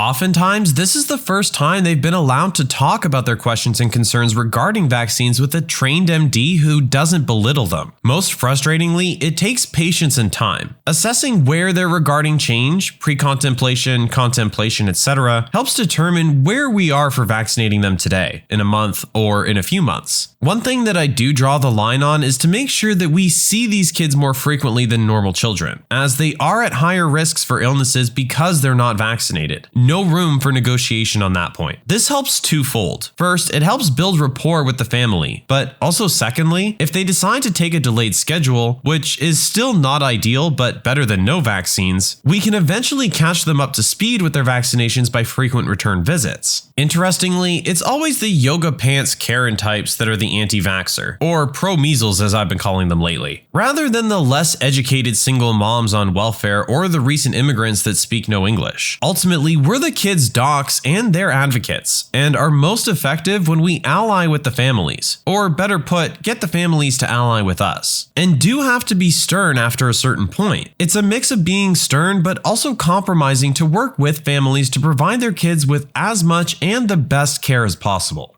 I really like this poster's point of view, and I think it's really interesting to hear it coming from someone who has to deal with these kind of people on a frequent basis in medical circumstances, but has found the best way to have the interaction without having the child suffer, which at the end of the day is the only one who would. I was a med student at the time on an OB rotation, was waiting for my attending when he came in and just basically grunted and lightly tapped his head off the keyboard before beginning to click away. I asked what happened and he explained that the couple that was here for a C-section were refusing vaccines. Now, vaccinating is a topic I have strong feelings about, so I asked him if I could go talk to them. He allowed it. I went in and introduced myself and said I had heard they did not want to vaccinate their soon-to-be-born and wanted to talk about any questions or misinformation they may have heard. Quick picture, young white couple, the father wearing a tank top, backwards hat, with a tear tattoo under his eye. You get the idea. He explains, "My buddy out east, yo, he has kids and they got vaccinated and now they slow. I got other kids and they ain't vaccinated and they ain't slow. That's proof right there." I knew what I was getting myself into, but continued the conversation trying to let them know the truth about vaccinating. About 10 minutes later of me hitting my head against the wall, I realized there's no way I'm changing their minds. So I take my leave. I later come back to help bring the mother in to prep her for the C-section. It was myself and one nurse when the father stops us and says we can't take his wife anywhere without him. I explained it's a sterile environment and once we get prepped, I'll come out and bring him in. He still refuses and is getting upset at this point, which is when he drops the bomb. "If I'm not there, that's when you're gonna put the chip in her." I said, "Pardon?" He went on to explain he thought we were going to insert a chip that would control his wife or keep tabs on her or something along those lines. Ended up convincing him to wait 10 minutes and I would come get him. It took everything in my power not to write on her arm, "Insert chip here." During the surgery, my attending actually ended up convincing him to allow certain vaccinations. I can't remember which, but it was a small victory. I feel like Family Guy said it best. There's an episode where Lois and Peter kidnap this child to get him to a hospital because the parents believe prayer will heal their kid. So Lois eventually has to confront them and says something like, maybe the vaccines and medicines are God's answers to your prayers. So why keep praying if you're just going to wipe yourself with his reply? When I was a medical student, I had a 5-year-old patient who looked and acted like a 2-year-old. Failure to thrive. His mother was super weird. She shaved the sides of his head, something like a marine cut, but kept his hair long in the back. She refused to vaccinate him or even feed him certain foods. Her sister and her husband were trying to get custody of the child because his mother was weird and didn't take care of him properly. I suspect she was paranoid. She would literally fight and call you names if you attempt to suggest to put the kid on a proper hospital diet. She wanted to inspect the food first and make sure he eats only certain things. Long story short, the attending called county and they took the child away from her. Not a doctor yet, but a med school student. A fellow student of mine is very happy about not being completely vaccinated. She's also happy that our country, Germany, is still a free country considering vaccination, since she believes that they don't really work. At this point, I'd like to remind you that she is a medical student, and at least once a year, we have to have a medical checkup to make sure our mandatory vaccinations are in order, simply because we're studying and working at a hospital with a lot of immunocompromised patients. Anyway, she was happy to inform me that she only got the vaccinations that were absolutely mandatory. So she got no tetanus shot, for example, and believes she will never get tetanus simply because she doesn't want to and she believes that's enough, since our minds are so capable of healing our bodies if we let them go free. For example, by using hallucinogenic drugs. Luckily, that can only harm her and no others. I'm really not a bad person, but I kind of hope she cuts her foot on a rusty nail and gets a little bit of tetanus. Nothing that will kill her or have any lasting effect on her, besides maybe convincing her that vaccines work. I really don't want her to become a doctor.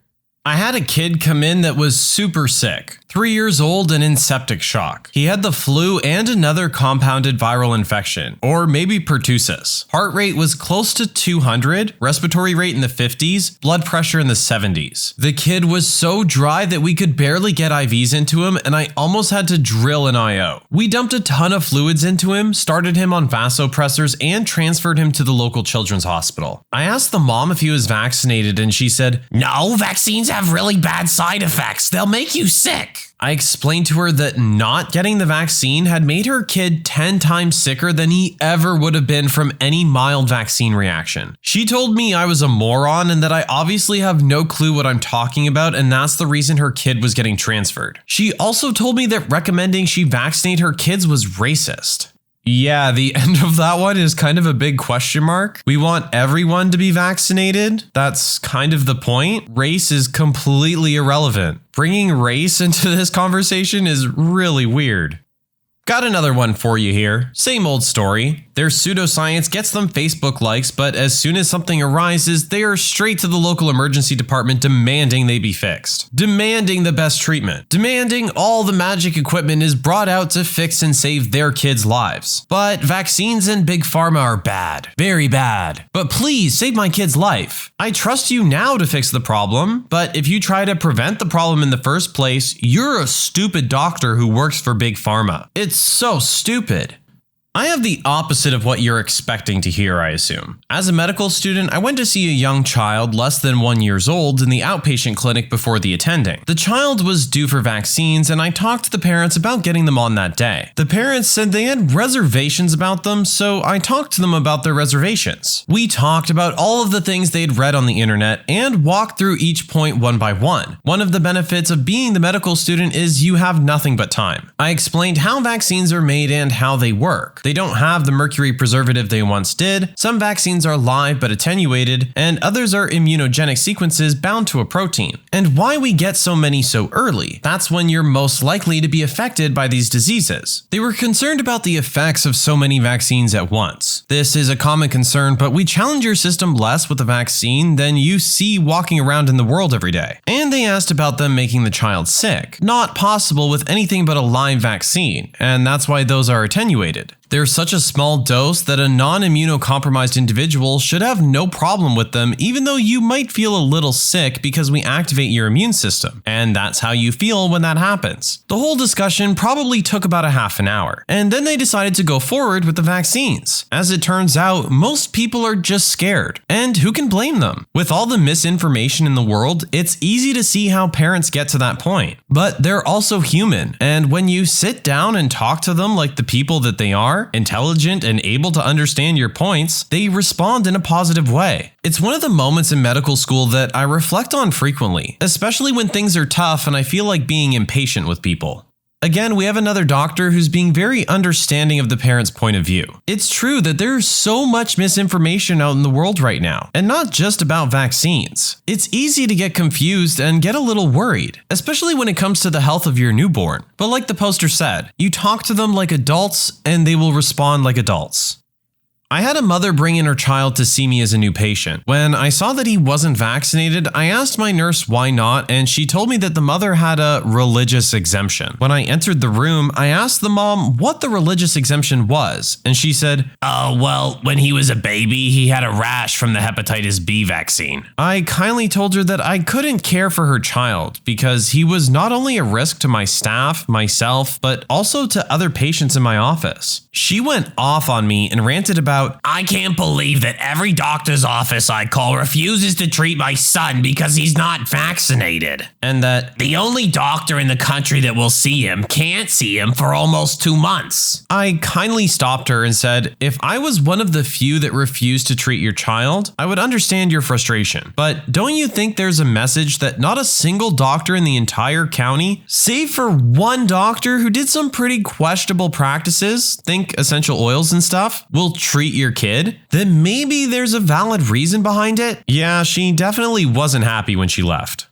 I had a 76-year-old anti-vax patient the other day, although not really a parent story. Funnily enough, she came in for her flu vax and the conversation went like this while I was preparing to give it to her. "They're injecting too many chemicals into people nowadays." Me, confused, "Do you want your flu shot then?" Her, "No, I mean the children. Back in my day, we all had measles and got over it. I think it's better for the body's immune system to handle it." Me, actually, rates of deaths and complications from measles were much higher in the past compared to complications of vaccines. There's actually this video that explains it quite well, referring to the recent Kurzgesagt video. Her, "I despise those things. Computers, televisions, I won't watch it." Me, "Okay, let's just agree to disagree. Just thought it was funny how she obviously wanted protection from the flu instead of letting her immune system do the job while criticizing childhood vaccinations, when kids obviously lack a fully developed immune system. Also, she obviously wasn't getting her info from any up-to-date sources given her disdain of TV and computers, but I guess her gut feeling trumps my medical knowledge? Students of Reddit, what's the story of the worst teacher you ever had? Had a science teacher that insisted cells were not made of atoms, and that therefore either leaves weren't alive or diamonds were. When I was at primary school, for ages I think around 7 or 8 till 11 in the UK, we had a class on human reproduction education. A kid asked the teacher about female eggs and how that works, only for her to scream at him that women do not have eggs and not to be stupid. Screw you, Brighton Junior School. This was about my class in the 9th grade. We were about 15 or 16 then. We had chemistry and we were learning about atoms and molecules. Almost everyone in class thought there was a molecule for everything, like a strawberry molecule for example. Then when I pointed out that they must have misunderstood it all, they acted like I was dumb or something. Look at stupid Brenda over here doesn't understand that there's a strawberry molecule. I had a math teacher who would leave the class to ask another teacher how to do certain math problems. Sometimes he'd be gone as long as 30 minutes during a 50-minute class period. Suffice to say, no one in that class learned much math.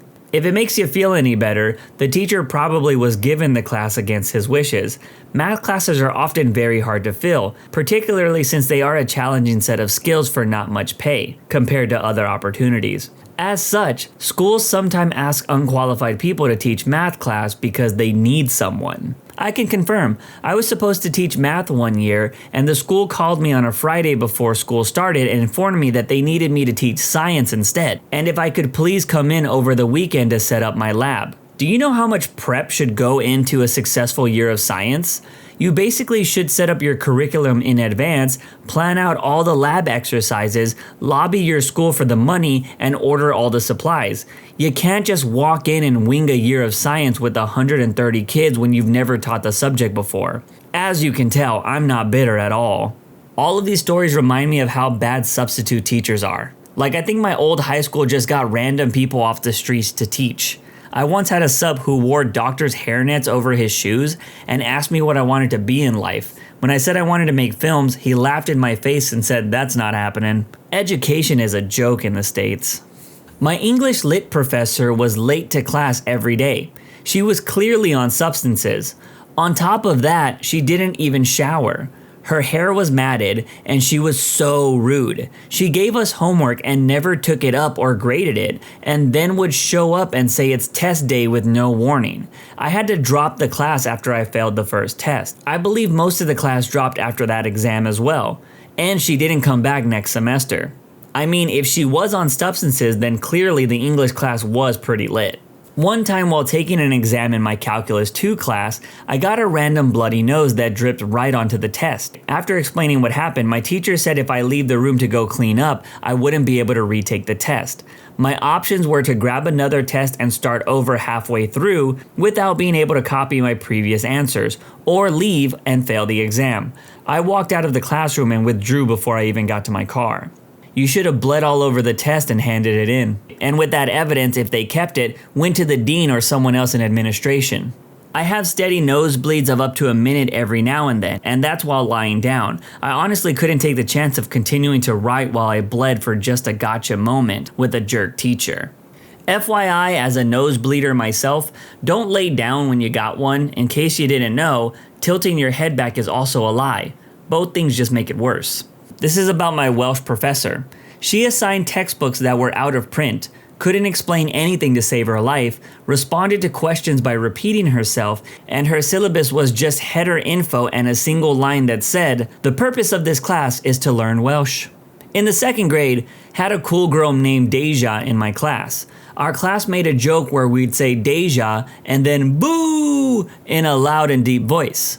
The teacher was super ticked off and took Deja's bag, the rectangular one with the 2 metal bars on the back, and slammed it against her back.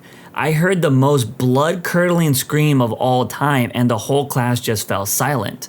I don't know what happened to the teacher since that was near the end of the year and I moved away after that school year ended, for unrelated purposes. The teacher physically assaulted Deja because y'all made a joke about her name? Holy freak. Yeah, I felt so bad for Deja, and the memory keeps coming back to me sometimes. I don't know why I think about it, I just do.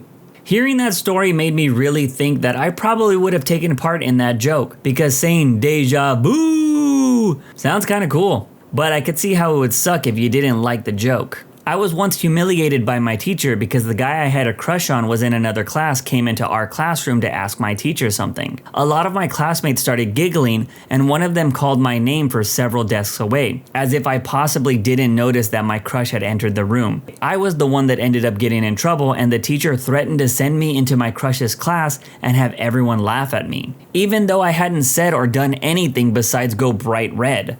My bad for having friends who knew I liked a boy, I guess. Not saying what happened was right, but I'm embarrassed as freak by everyone's behavior. I wouldn't wish any aspect of this situation on anybody, but God, that teacher hated me. This was a gym teacher. The other kids would often bully me and sometimes beat me up. She would only intervene if I fought back, and that was to punish me and me alone. I went to the guidance counselor one time after getting kicked out and told him what happened. He called her and she said I was the one attacking them and they did nothing, since she was the teacher and I was the student. You can guess who the guidance counselor believed. This was my entire elementary school life. I could have 6 jerks pushing me around, calling me names, hitting me, trying to pants me, etc. That's all fine. Throw one punch and break their nose, detention for a week. Literally had the exact same thing happen to me as well. I would get ISS, in-school suspension, and the other girl would get nothing. I am also a girl, but I was a very tall 12-year-old. So whenever I would fight back, they would assume I caused more damage, even though I was the one being picked on and did not start the fight and was only defending myself. Years later, my mom said they wanted to permanently suspend me, but she threatened to sue them since they admitted to her that I was the one being bullied and couldn't do anything about it in writing. Good thing though is the ISS teacher was very nice to me and would let me do whatever I wanted as long as I did all my homework and stayed quiet. Got a lot of good quality reading done.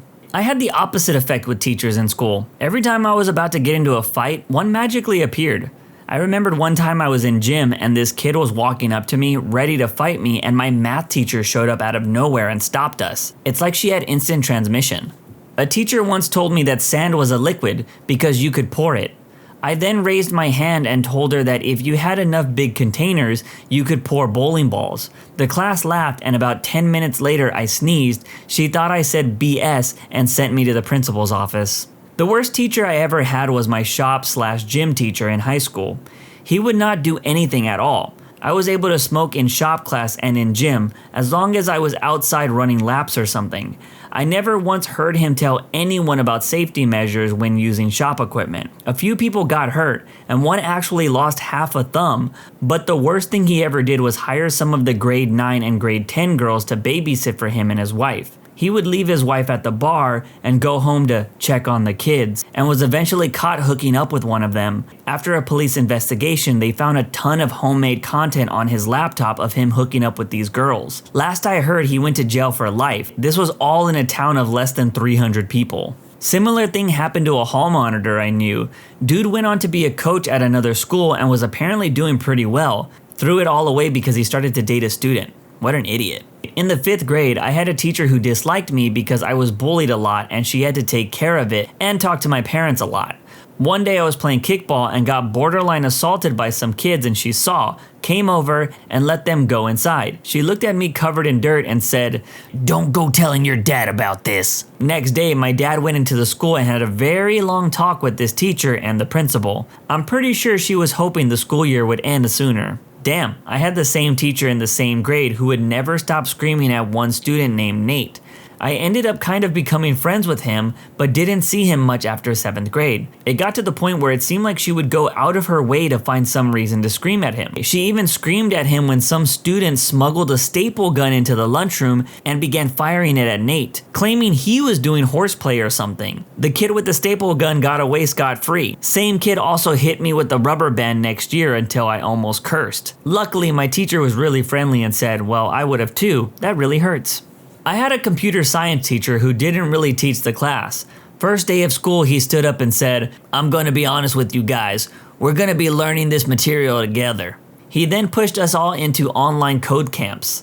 The beginning of every class, he also spent about the first 20 minutes going over anything under the sun except for programming. If your phone went off at any point during class, he said that you had to buy the entire class donuts, but he was exempt from this rule. My programming teacher also had similar teaching strategies. The first day he said, "You guys will just be learning on codes and I'm gonna monitor you." He then proceeded to play the Winnie the Pooh baseball video game every class, even promising kids A's if they could beat it on the hardest difficulty, as the rest of us struggled to actually program. First off, where can I play Winnie the Pooh baseball, because I always hear about that game? And secondly, my economics teacher in college had the same rule about donuts. His phone actually went off once and the whole class was like, "Ooh," and he bought us donuts the next class. It was awesome. Some crazy substitute we had for geography hit the computer monitor to the floor because of a fly. It landed beside me and I nudged it off with my paper. My elbow knocked the dictionary off the table and I was, and I quote, "isolated from class for throwing a dictionary across the room." I was pissed off.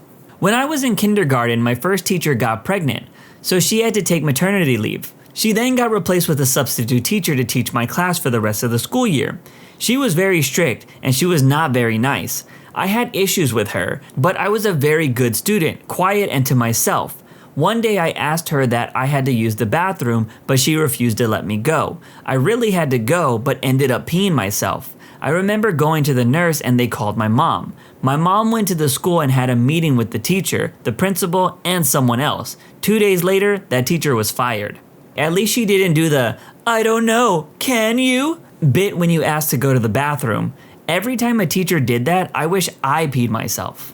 I remember my 4th grade teacher, Mrs. Doge, being super strict. She was pregnant and took maternity leave. The substitute was the nicest teacher ever, and she was appalled that Mrs. Doge had never read us a single book. When I was in the 9th grade, the school I went to could not afford enough books for everyone in the English classes to have a copy to take home. They only had like 30 copies and they had like 4 classes of 25 students. So what they did was have us read in class. But rather than have each of us read to ourselves, the teacher read to us. I think this was because they wanted the entire class to be at the same place in the book. This was the 9th grade. It was a little insulting, in my opinion, to have the teacher read to us. The teacher quickly realized that it's no fun reading the same chapter to 25 students 4 times a day, so she brought a tape recorder and would record herself reading to the first class. The 3 other classes got to sit there and listen to the recording of her reading the chapter while she sat at her desk doing God knows what. I've never been one of those who liked wasting time, so I went to the library and checked out a copy of whatever book we were reading and would read it at home. I would finish it in a couple of nights, whereas it would take a week or more to have it read to us in class. The English class was my second to last class of the day, so I would use that time to do homework from my other classes that day. Ideally, not to have any work to do after school. An English teacher I had in high school asked the class to spend half of the class in the library, finding a love poem. I chose Sonnet 130 by Shakespeare. It's not your standard love poem. It says nothing nice about the lady until the very end. She failed me on the project. The very next project was to choose a poem that described our general feelings around the time. I chose a poem from the existentialists. I don't recall exactly which one, but it was about bad thoughts, if you catch my drift. Again, I failed the project. I never forgot her response after I read it aloud. "Why would you choose something so awful and sad?" A girl in the class said, "Maybe that's how he feels." She sent me to the principal's office for punishment. By the end of that year, I was in the mental hospital for acting on those bad thoughts. I was there for 3 months. I feel bad for the OP in this story. I had an English teacher that failed me because I used the words explosions in the sky for a poem, and she told me I plagiarized because that was the name of a band. My next poem was about how my English teacher sucked, and I got a passing grade. I was so confused. In middle school, I'm in college now, I had the displeasure of experiencing a married math/humanities teacher duo who were horrible people and took their relationship issues out on their students.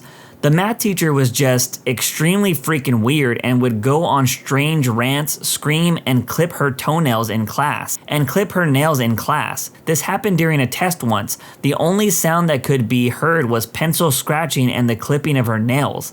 I still remember it and shudder. She also made up ridiculously hard to follow technical rules about formatting that would ruin your grade and even put you in detention if you didn't follow them correctly, like drawing the exact margins on homework, boxing answers, and getting all of your work signed by a parent. I was a good kid, but went to detention for the first time that year. Eventually, half the class was in and out of detention every week. Worst of all, she seemed to single out her students to torment at random. I, a small, shy, emo Hispanic girl, was her favorite target. I remember her once yelling at me in class to the point of making me cry for fidgeting with my eraser. She described it as playing with dirt. She brought it up relentlessly in class for a month, calling me dirty in front of my classmates.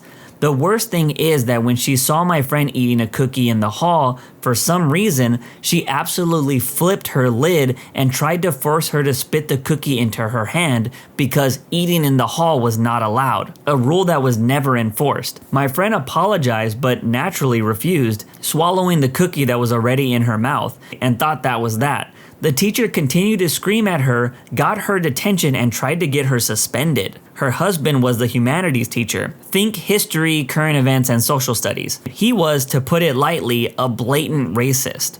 When we talked about the Holocaust or the slave trade, he would ham-fistedly point out the Jewish or black kids in the class and basically be like, "Just like your ancestors," and keep bringing up the kids as examples despite clearly making them uncomfortable. This wasn't even the most blatantly offensive part. During parent-teacher conferences, he literally told my mom, an immigrant, and myself to our faces that I was late and often valued socialization over hard work because I was a Latina. He said something along the lines of, "Just because it's okay in your culture doesn't make it okay here. I taught in Costa Rica once. I should know." I was a meticulous worker who would chat with friends here and there, but not excessively, which of course wasn't the most messed up part about his statement. Me and my mother were speechless, and she didn't say anything, but there was tears in her eyes, and she was understandably mortified and angry. His words hurt me, but it hurt most of all to see her like that and feel so helpless. They both continuously berated me in class and gave me unreasonably bad grades. I was a quiet, extremely shy, hardworking kid, known for being a bit of a goody two-shoes. Before their classes, I never had any academic difficulty, and humanities was my favorite subject. After a while, I shrunk completely. I stopped trying in both of their classes. I was so ashamed, frustrated, and scared of them. My already low self-esteem dropped considerably, and my anxiety in the class situations worsened. Although I consider myself to be quite intelligent and was able to still get A's after their classes, all throughout high school, I retained any aversion to speaking to my teachers and contributing in class, causing my academic life to suffer quite a bit. So Mr. and Mrs. Penn, F you, and I'm glad you got fired and divorced. I hated teachers like this, and being a kid who spoke up, I often got in trouble. I once told my film teacher that he was ruining people's projects with his input. For example, one kid had this dramatic film that was supposed to end with a murder scene. Our teacher thought it would be better if the guy was tied up and had syrup poured on him. It was the stupidest idea ever. Oh, and he loved adding fart jokes to everything. My second grade teacher was Sister Bridget. She didn't like me at all. One day I was feeling ill and I asked to use the restroom. She told me I was lying as she tried to tell me why I was a liar, which led me to vomit all over her shoes. Maybe it was a holy vomit. Okay, maybe not the worst teacher, but definitely the strangest. Mr. Pratt. He was a substitute teacher I had in high school in the 90s. Inner city school, he was an older black dude with a loud mouth. There were a lot of jerk students, though, who always mouthed back to every teacher, which made learning difficult.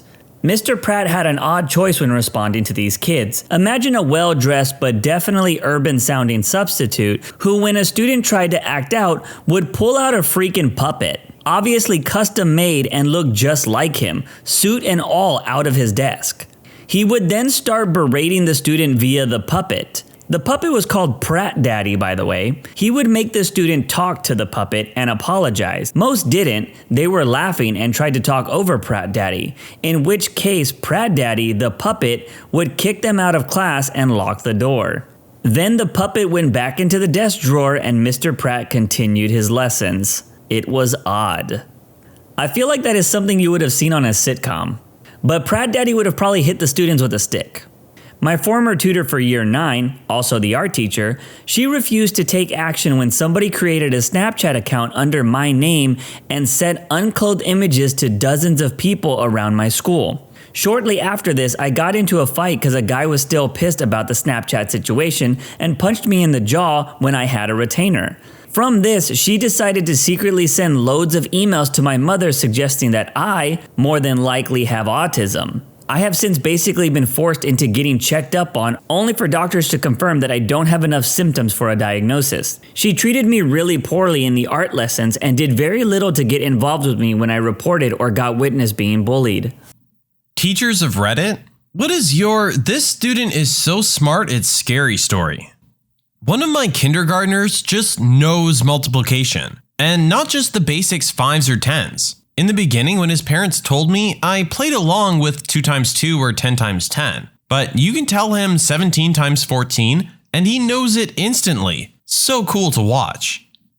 I was doing a 500-piece puzzle with some kids. I was a preschool teacher. We finished the puzzle except for one piece, which was nowhere to be found. Kid comes in, takes one look at the puzzle on the table and says, "Oh, you're missing that? I know where it is." Reaches into a completely different 500-piece puzzle, rummages for like 10 seconds, pulls the piece out, and fits it in. I asked him how he knew it was there. He said he had done the other puzzle for a bit and noticed it. I asked him how long ago. Christmas, he says. It was February at the time. The kid was maybe 5. Might be more memory than intelligence, but that was crazy to see. Such a great kid in somewhat dire circumstance. I hope he's gotten all the opportunities he deserved. I work with 18 to 24-month-olds, and we have an 18-month-old who can have literal conversations. Perfect sentence structures, perfect verb conjunction, perfect pronunciation, even L and R. Knows all the alphabets, numbers, colors, shapes by sight. Some of the others know some of those things, but I've never seen a baby this advanced. I sometimes forget she's only 1 year old because she seems more like 3.5. Just tiny like a 1-year-old. Her dad brought her back from a well baby checkup telling us that the doctor asked, does she say any words yet? And we all lulled because she has full conversations. We had a 4-year-old in preschool. He was sitting under the table writing down numbers for a long time. He had no time to talk to us. When he came out and we looked at what he'd been doing, he said he wrote down all the multiplications. It turns out his brother in 5th grade was learning the multiplication table, and this little brother really wanted to do the same, but didn't have a multiplication table. He counted on his fingers to add each column and got the table right. A few days later, he knew multiplication. He would also comment on dates. If someone said that they had a birthday on June 12th, he would say, oh, that's in 184 days, almost immediately. On an excursion, we passed some statues with birth and death dates, and he would casually sum up. He was 78 years and 110 days old. She was born 33 years and 120 days before him, etc. I think he was more focused and willing to understand than necessarily so smart.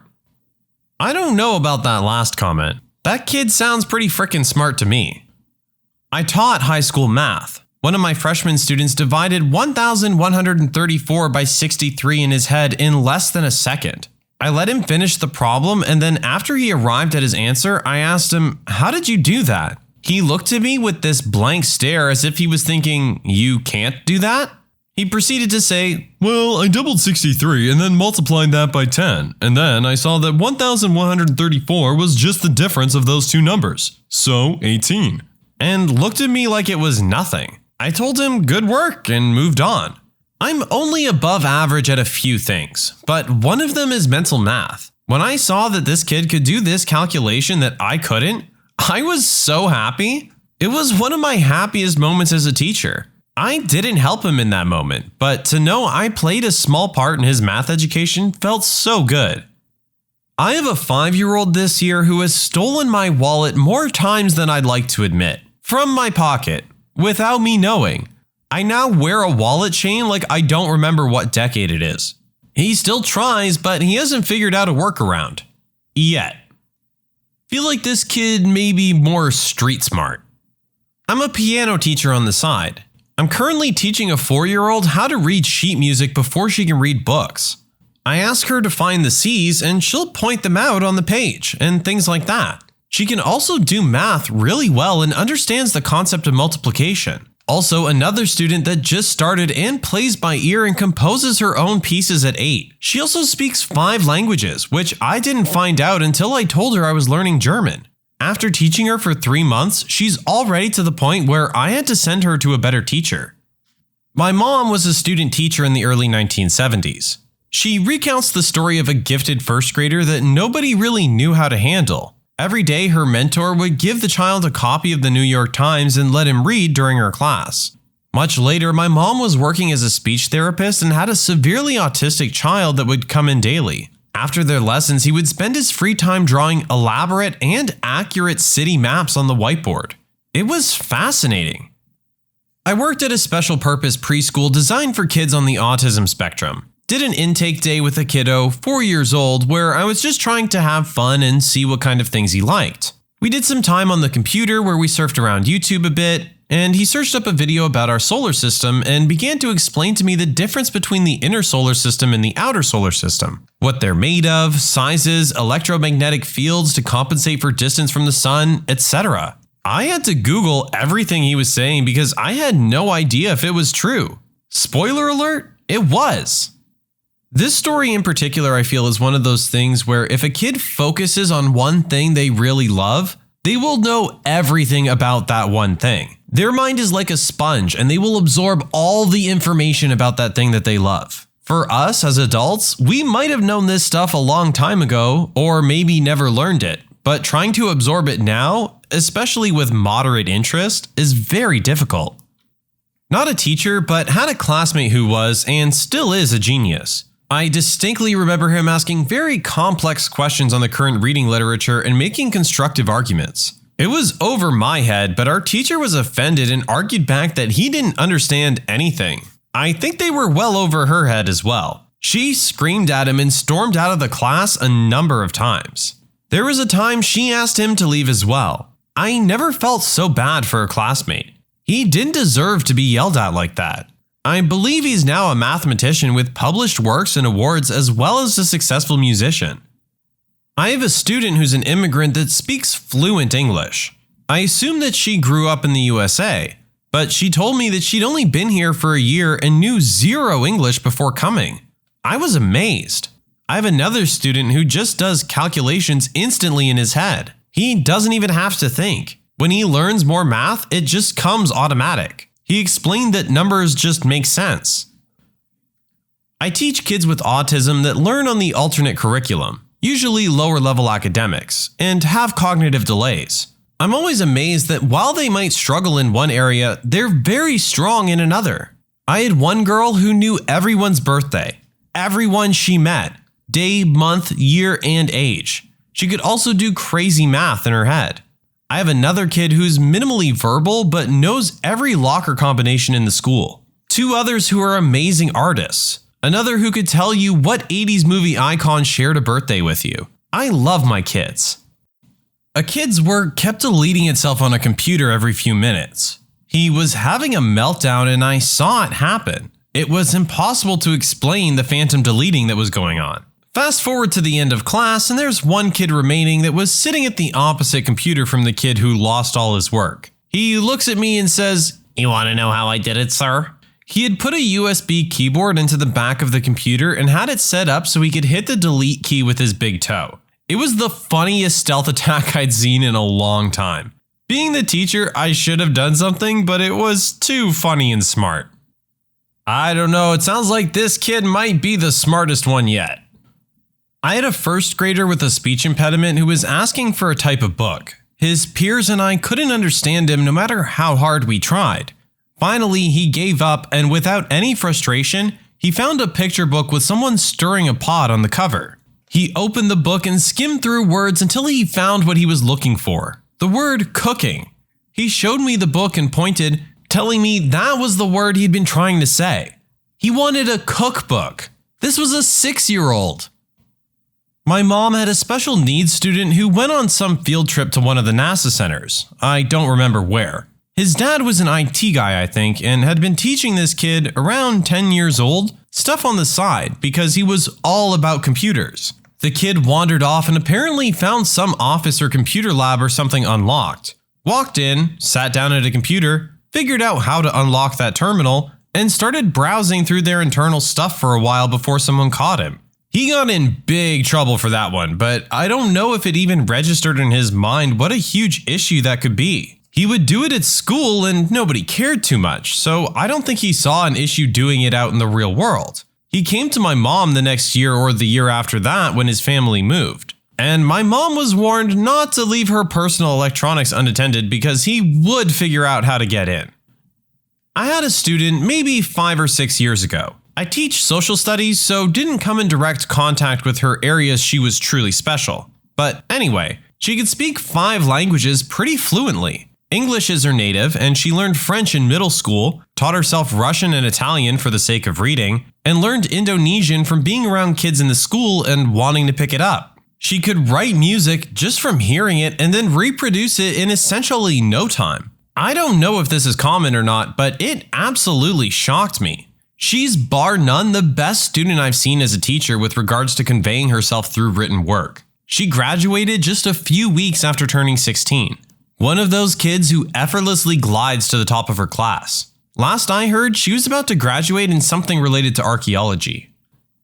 I was a student teacher at the time completing my education degree. I taught 8th grade. There was this one girl who was your typical edgy, angsty 13-year-old who was too cool for everything. When we went through our poetry unit, we gave a project in which the kids had to write their own free-form poem and put it in some sort of video or slideshow. This girl wrote a poem about how the United States education system as it is stifles creativity and destroys students' joy of learning. I always remember this one line from her poem. I learned more from an evening watching Hamilton on stage than an entire year in a United States history class. The video was your typical angsty black and white shots of her friends standing solemnly in front of or behind chain link fences and signs that say no trespassing. The next day, she showed up with a gigantic biography of Alexander Hamilton. It was bigger than most Bibles. It only took her a week to read it. My mentor teacher hated her because she thought the student thought that she was smarter than everyone else and was arrogant. Maybe she did think that. Maybe she thought we were annoying simpletons. But I just thought she was dope as heck. This kid didn't particularly like or dislike me, hated my mentor teacher, and disliked anyone except a couple friends. She was sassy and smart, had a finely tuned bull meter, and had a huge vocabulary and an obvious love of learning. She'd grill out book after book. And where my mentor teacher saw arrogance in her poem project, I just saw a girl who was desperately bored and was asking for a challenge. I tried my best to give her extra, more challenging options in the future for her assignments. She never said anything to me, but I got the feeling she appreciated it. Or I hope she did. My son has a fascination with nuclear physics and science. He's collected commonly found radioactive minerals that I made him get rid of so the whole house doesn't get cancer. He's researching a way to build a miniature thorium reactor and insists the only reason it doesn't exist now is because people have given up on it. He's 15. My oldest daughter is an incredible artist, but she's got that attitude like her poop doesn't smell. She's always made incredible drawings with simple pencils and paper since she was a child. She could capture your likeness in her mind with a glance and draw you out with a piece of standard white typing paper and an office number 2. She's now 18. This one sounds like it might be a mom just very proud and maybe exaggerating a little bit about her kids. I'm not a teacher, but my uncle is a professor at a uni in our state. He teaches a notoriously hard class where the final average is in the B range. Some kid managed to get a 99 on the exam, and because it hadn't happened in a few years, my uncle rounded the grade to a 100. I don't know if he was allowed to. And what's even more crazy is that the last person to get an A+ on the final was the student's cousin, who had recommended the class to him when he found out that he got in the school. I don't want to rat this student out, but I feel like maybe his cousin just gave him the answers.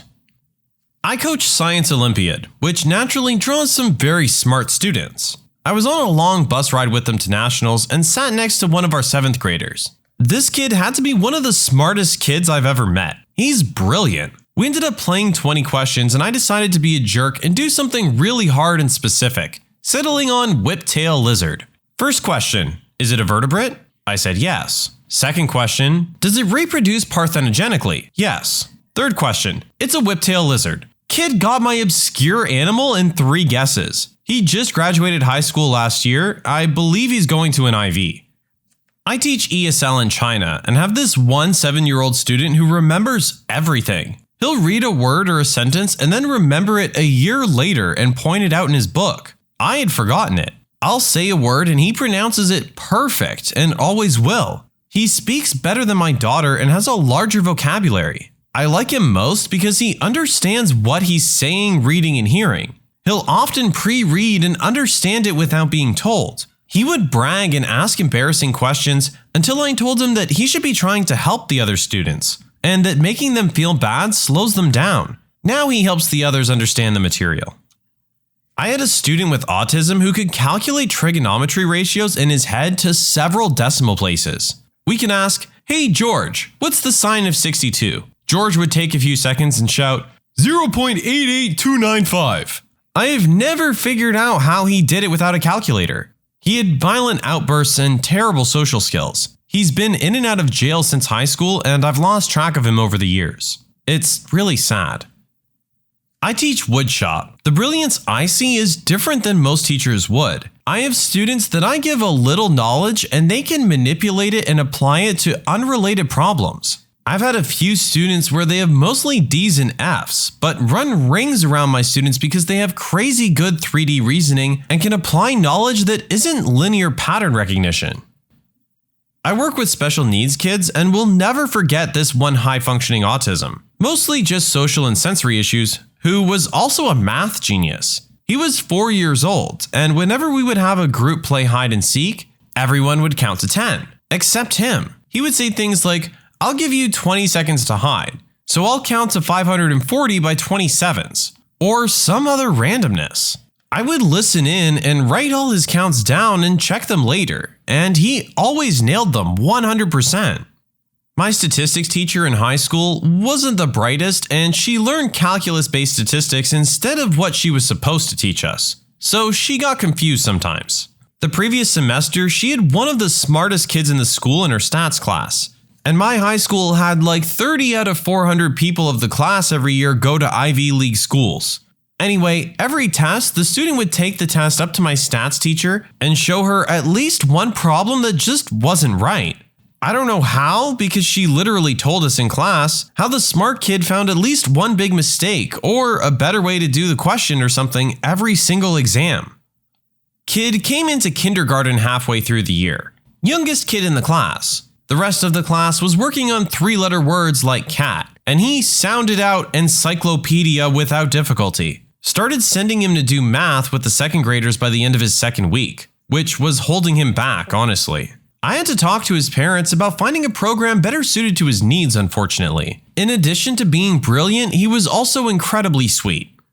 I teach gifted and talented first and second graders. I've had a lot of very smart students over the years. Some with amazing sense where they can understand most math concepts before I teach it. For example, they see the connections between multiplication and equivalent fractions and immediately can simplify or find greatest common factors. Several read at the high school level, but maybe don't really get the social context of what they're reading. Usually I can maintain some control in the classroom because they're 7 or 8, and I'm an adult and have been teaching kids like them for years. This year, I have one little girl who writes beautifully. She's very talented, but that's all she wants to do. While I enjoy talking with her about her craft and helping her think of a good transition for scenes in her stories, these are the types of questions she has for me, I also have to teach her math, and teach the rest of the class too. Recently, she's been going through some challenging emotions. She gets angry at others, lashes out, and has been defiant with adults. So she was arguing with me about having to do a math problem on equivalent fractions when she's already demonstrated mastery of the skill. I think she's heard me use this phrase in reference to her spelling. She passed out of spelling. Honestly, she caught me off guard. So I said, fine, show me you can do these 3 problems and we'll call it good. So she did. And she got what she wanted. I realized later what she did. She's right. Really, if you can demonstrate mastery, you don't need practice. So now she tries this with everything in every skill she doesn't particularly like. She's exhausting, but she's fun to mentally spar with. I have many students who are smarter than I am, but she's the first one to outmaneuver me. I taught honors algebra in middle school, which is a class for advanced 8th graders and the occasional super intelligent 7th grader. For reference, this is a high school level class, intended for advanced 9th graders. So a 7th grader is advanced and 2 years ahead of his or her peers. I had a 6th grader show up one year, which meant he was 4 years ahead of his peers. He came in midway through the year. I gave him a book. On his first test, he got a B and had a meltdown. He was on the spectrum, an autistic savant type, and he wasn't used to not getting a perfect score. Dude went home, grabbed the book, taught himself everything he had missed in a weekend, and got a perfect 100 from there on out. Insanely gifted and amazing that he could self-teach himself half a year in a weekend.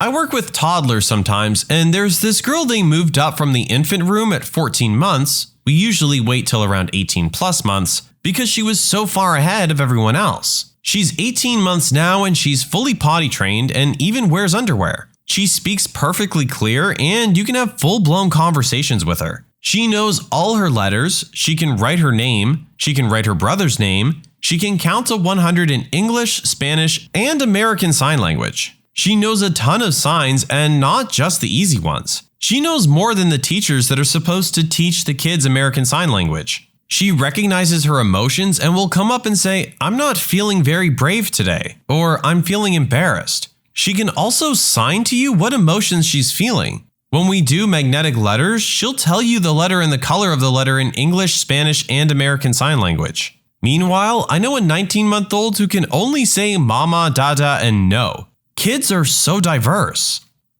I've had a few different super smart kiddos. One student of mine with autism, when given any date from the 1900s or 2000s, could tell you what the day of the week was. He tried to explain to us how he knew once, but the explanation didn't make any sense to any of us. Another student of mine was hyperlexic, essentially the opposite of dyslexia. He could write well above his grade level and read any word you put in front of him. Once we gave him one of our college textbooks and he read it back to us. Didn't understand it, but pronounced every word correctly and read it fluently. He was a first grader. Finally, I recently had a second grader who had already mastered the entirety of the 5th grade math curriculum, and everything before that. His previous teacher didn't know what to do with him, so she put him on Khan Academy all the time. I did what I could, but it's hard to keep up with kids so far above grade level. What film made you say, holy crap, there's still 50 minutes left? The Sound of Music. They get married and I said, that was a nice ending, and my wife says, the Nazis haven't even arrived. Some people don't realize that The Sound of Music actually had an intermission, and they only watched half of the movie. I literally had no idea there was a second VHS tape until this Reddit thread. Maybe we bought it used because I only remember seeing the first half. The Sound of Music had Nazis? I must have only seen the first half as well. Pearl Harbor. There's a climactic attack on Pearl Harbor. It's explosive and tragic, some people getting hurt or worse. And then the movie slows down and keeps going for another hour. Ugh. Pearl Harbor is a 2-hour movie squeezed into 3 hours. Roger Ebert. The Batman. I know people love it, but I found the movie extremely boring and almost fell asleep. The car chase scene was basically him getting stuck in traffic.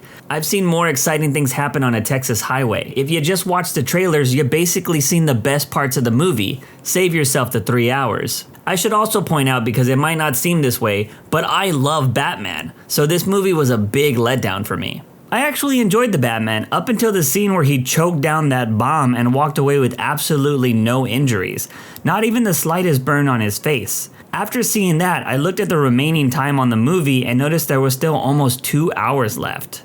You know, that opinion isn't as controversial as the OP might make it seem. I think after Nolan did the realistic Batman in the Dark Knight trilogy, we didn't need to see that again. For me, it's Titanic. Back in the 90s where VHSs were still a thing, Titanic the movie was split between 2 VHS tapes. The first being all about the onboarding and the love story, while the second finally had the iceberg hit and sinking after spending all of what felt like another hour on the love story. I would always doze off before the second VHS tape got entered. My family eventually stopped playing part 1 and we would just go straight to part 2 whenever we decided to watch Titanic again.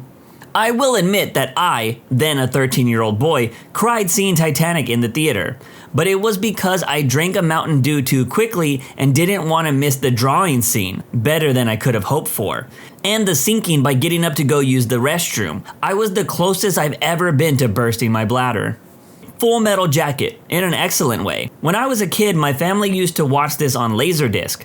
I think it's the only movie we had that not only had to flip the disc, but that there was a second disc. I'm pretty sure with the multiple intermissions, this is why my family considers it a Christmas movie. Although my dad claims it's because they sing Happy Birthday to Jesus. Full Metal Jacket, the family Christmas movie that everyone loves. Daft Punk's Electroma. Good freaking God. It was a solid hour of robots walking through the desert. I love Daft Punk, but that film was excruciating even by French film standards. Which is so weird because Interstellar 5555 is totally a masterpiece. As someone who has casually listened to Daft Punk over the years, I had no idea that they had films for their music. I guess that's something I have to look into. Transformers Age of Extinction. That movie was so awful, I never even finished it. Spoiler, Galvatron runs away like a punk and Lockdown gets split in two by Optimus' thick metal rod. Then Optimus flies into space and says he's gonna destroy his creator. My husband won free tickets to that movie. We went to the cinema together. I was actually enjoying it. I found the whole thing ridiculous and not believable, but I enjoyed myself. Then there was a long time of explosions and then the movie ended, I thought. I was like, great, 90 minutes is a good length for a movie. And then they went to freaking China and took another hour to end. It was so incredibly boring, which could have all been avoided if they cut it at the 90-minute mark. The extended version of The Lord of the Rings. I didn't realize how much additional footage there was. It's all amazing though. I've run out of food and there's still 20 days of film left. Please send help. This might get me flamed in the comments, but I've never seen Return of the King, and I saw The Two Towers at a midnight screening and really enjoyed it. Black Adam. I know it was only 2 hours, but to me it felt so much longer. My husband and I thought the same thing. I paused it saying, God damn, how much longer do we have? And then we saw it was 2 hours total. Felt like a glitch in the Matrix or something. At one point during Black Adam, I legit thought the movie was over since it had a climax and then there was still like another 30 minutes left. Pirates of the Caribbean: Curse of the Black Pearl. Not in a bad way, I just remember feeling like I was watching the climax and then it just kept going. Would have agreed with the sequels, but I actually thought the first Pirates was a perfect movie. My brother usually quotes Barbossa, Jeffrey Rush, when not wanting to do something. I'm disinclined to acquiesce to your request. It means no. I prefer, the code is more like what you call guidelines than actual rules. The Pirates of the Caribbean series are some of my absolute favorite films to watch. They are just straight fun. Gone Girl. In my defense, I know nothing about it and thought it was a rom-com / chick flick. Was going through a toxic divorce at the time and went to see this to take my mind off my troubles. I just sat shell-shocked afterwards. My other movie was World War Z. Near the end, there was this tense scene where he has to walk past one teeth-gnawing zombie. I let out an involuntary and inappropriate laugh at how much it resembled my ex in zombie makeup. It was meant to be a tense scene. Also, when the scientist got scared and ran and tripped down the ramp and shot himself, I was the lone person in the theater who laughed at the sheer absurdity of it. I was on my third date and my GF broke it off because she thought I was a manic. Dude, you're not alone. When he runs back to the ramp and slips and falls and accidentally shoots himself in the face, and Brad Pitt's face had just so much disappointment on it, after they spent like a good 15 minutes building the scientist up as the last hope of humanity, it was hilarious. I've never seen World War Z, but I love a good bad movie. I might have to check this one out. Artificial Intelligence. Man, that movie dragged. And then it finally had the bittersweet ending and I was like, yeah, not my thing, but I can totally see why people like it. And then it went on. That movie was the prime example of the adage that part of knowing how to paint a great masterpiece is knowing when to stop painting. Well, geez, Stanley Kubrick died before filming it. How much harder did you want him to stop? Okay, I'm not gonna lie, that joke made my jaw drop. Hateful Eight. The movie is one long conversation, but in a good way. I love that film. My uncle was in hospice having palliative care with his own room a few years ago. I asked him what his favorite films are, and I downloaded them and put them on a drive. I know what types of films he likes. He was in his 90s and loved westerns and was fine with violence in movies. So I added Hateful Eight. On the night before he died, he told the nurse that he was fine and he was going to bed to watch the rest of this really long film I had given him, which he said was great. The next morning, he got up happy, sat in his chair, and died. Okay, I wasn't expecting a movie scene to come out of this comment section, but as for the long conversation comment, isn't that all Tarantino films? Wonder Woman 1984. Can't believe I'm not seeing this mentioned already. I remember checking how long was left and saying, Jesus Christ, for real? When there was nearly an hour to go. We really enjoyed the first one, so we had a big family movie night, not something we do often, and dragged everyone in to watch the sequel. It was really disappointing. Every film ever since the internet destroyed my attention span. Honestly, one of the best parts of going to a theater is the fact that the social code of the setting forces you to disconnect. It's too easy to check your phone and get distracted by life when you're watching a movie at home. Hell, I've made it through stinkers in a theater I definitely wouldn't have if I was watching them on Netflix or Hulu. I'm looking at you, Jurassic World Dominion. Everything Everywhere All at Once.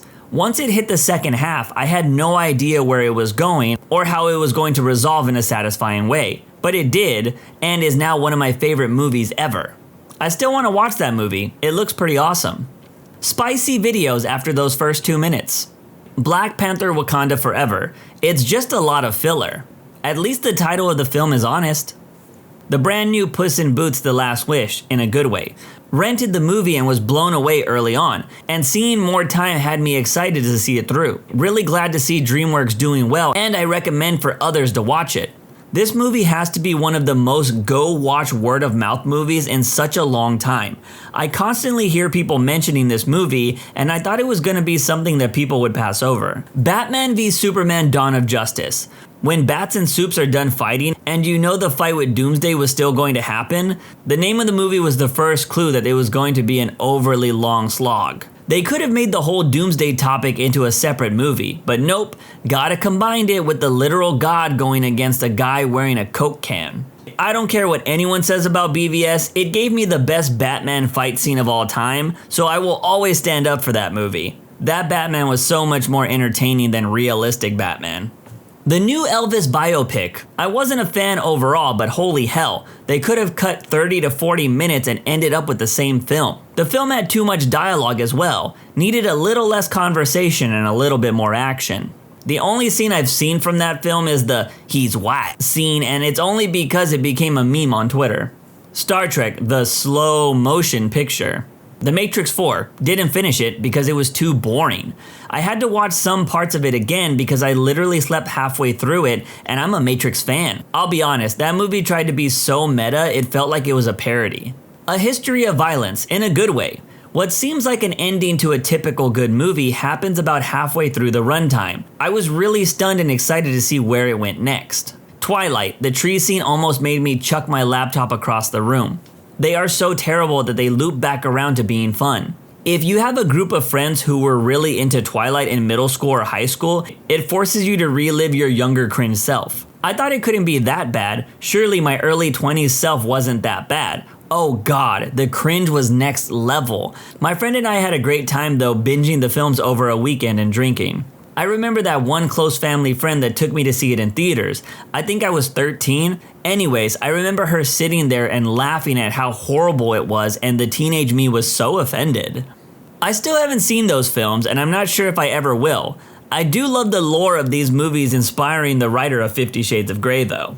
That Zack Snyder Justice League movie. Was all excited to see it, and then about 2 hours in, I was checking how long I had left. It was about an hour. I never finished it. I think he made a good choice to have it broken into parts that had their own little title screens. It's like going to a theater and having an intermission. Shame it felt like, I might as well get through this, rather than, oh boy, can't wait to find out what happens next.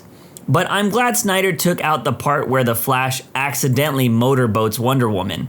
You know, the classic scenario that seems to pop up in Whedon movies, or at least in superhero movies. I remember it happening between Bruce Banner and Black Widow in Age of Ultron as well.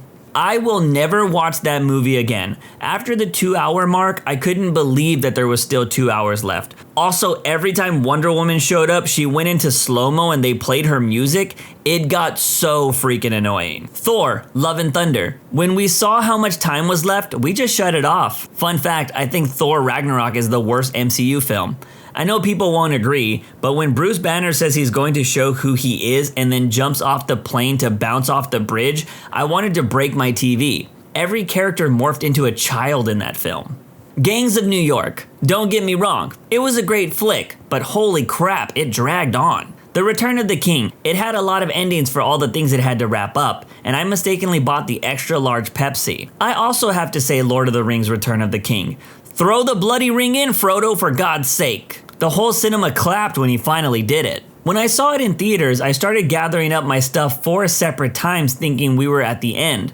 When it did actually finally end, I just sat there, thinking it must be a trick and I will not be fooled into putting one arm into my coat sleeve again. The Last Jedi. I was ready to leave after the space battle and thought the ships were going down to the Red Sand planet and that was going to be the credit roll. The Casino Planet side quest took forever. I'm one of those people that actually like the film, only because it didn't feel like a repeat of other Star Wars films. In a good way, Saving Private Ryan. The Normandy sequence is like 30 minutes and then the rest of the movie is like 50 minutes. Gladiator had me saying, holy crap, there is only 50 minutes left? He enters the Coliseum in the second half of the movie. I felt like it had just started. I haven't watched the theatrical cut in over a decade now. The extended gives it room to breathe, better justifies the subplots with Lucia and with Maximus's old servant, and doesn't drag because the film already had me wanting more. It also gives context to the "are you not entertained" line, when the slave owner says to him, "you're an entertainer" before the fight. Rewatching it for the first time in a long time recently, I found it baffling that they would cut that line when it only adds about a minute to the runtime. "Are you not entertained" is one of the most iconic lines ever. Me and my friends always throw that out when we have an epic moment in any video game we play. For me, it has to be The Omen from 2006. Not because the movie was bad or terrible, I mean honestly I don't remember it being great either, but what happened before I even entered the theater had more entertaining twists than that whole movie. At the time, I wasn't able to legally get into an R-rated movie alone, and I was supposed to watch this movie with a bunch of friends. Well, all of my friends managed to get into the theater and I was still stuck outside. So I asked a random couple if they would be willing to pretend to be my parents. The woman, who was pretty attractive, put her arm around me and helped me get in. Once I was in, I told them thank you, but before I could leave, the guy stopped me and said, "No problem, but I don't want to see you causing any trouble during the movie." And then he flashes his police badge at me. I was just so stunned that a cop just helped me get into an R-rated movie. It was a pretty cool moment and something I definitely remember more than anything in that movie.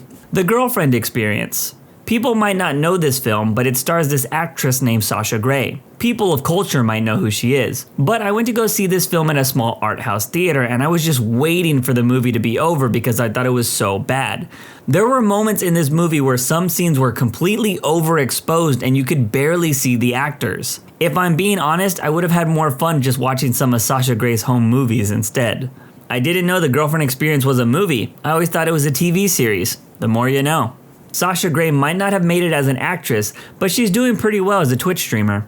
Any MCU movie after Guardians of the Galaxy Part 1. I'm not sure what happened, but Disney saw the success of that movie and thought, everyone loves it because it's funny. Why not make all our characters funny? And since then, every main character seems like they need to be a comedian, and the term comic relief character has been thrown out the window into a garbage truck, taken to the dump, and had a nuclear bomb dropped on it. I honestly stopped watching the MCU after Endgame because I felt like they were leaning into the comedy over great storytelling. Plus, Endgame just felt like the perfect jumping off point with everything that happened in the movie. 2001: A Space Odyssey. Look, I respect Stanley Kubrick, and this movie was absolutely gorgeous and had a lot of shots that looked perfect, but what even was this movie? I was just so bored the whole time while I was looking at these perfectly shot scenes. The Dark Knight in the best ways. Yup, this is the one. After he finally catches the Joker, it feels like the end, but the film still has ways to go. I remember thinking, wait, it's not done yet? When I first watched it. Yeah, and the scene leading up to the catch is so dramatic and high production, it totally could have passed for a good finale. Pretty much any big superhero movie. They all have this big battle sequence about an hour and a half in, and you go, wow, okay, movie done. And then they have to build up to another, more final battle. I really liked Venom 2 for that reason. 90 minutes, I got in, they did their stuff, and I left. Top Gun Maverick. After seeing them do the real mission and Mav gets shot down, I really thought they were just gonna end it there and finish it in a sequel. But then it just kept going and it was so good. Once Upon a Time in Hollywood. The entire movie is amazing, but damn does it take a while. I just felt like that whole movie was stuff almost happening with no payoff until the end. Cruella. Not 50 minutes, but I thought the movie was over when she visited the fountain and delivered the monologue to her mother. Then it still got better. Django Unchained. I really enjoyed the movie, but dear lord, it could have ended like 3 times. This was Tarantino's first movie after the death of his longtime editor. In my honest opinion, his work has taken a notable downturn as a result.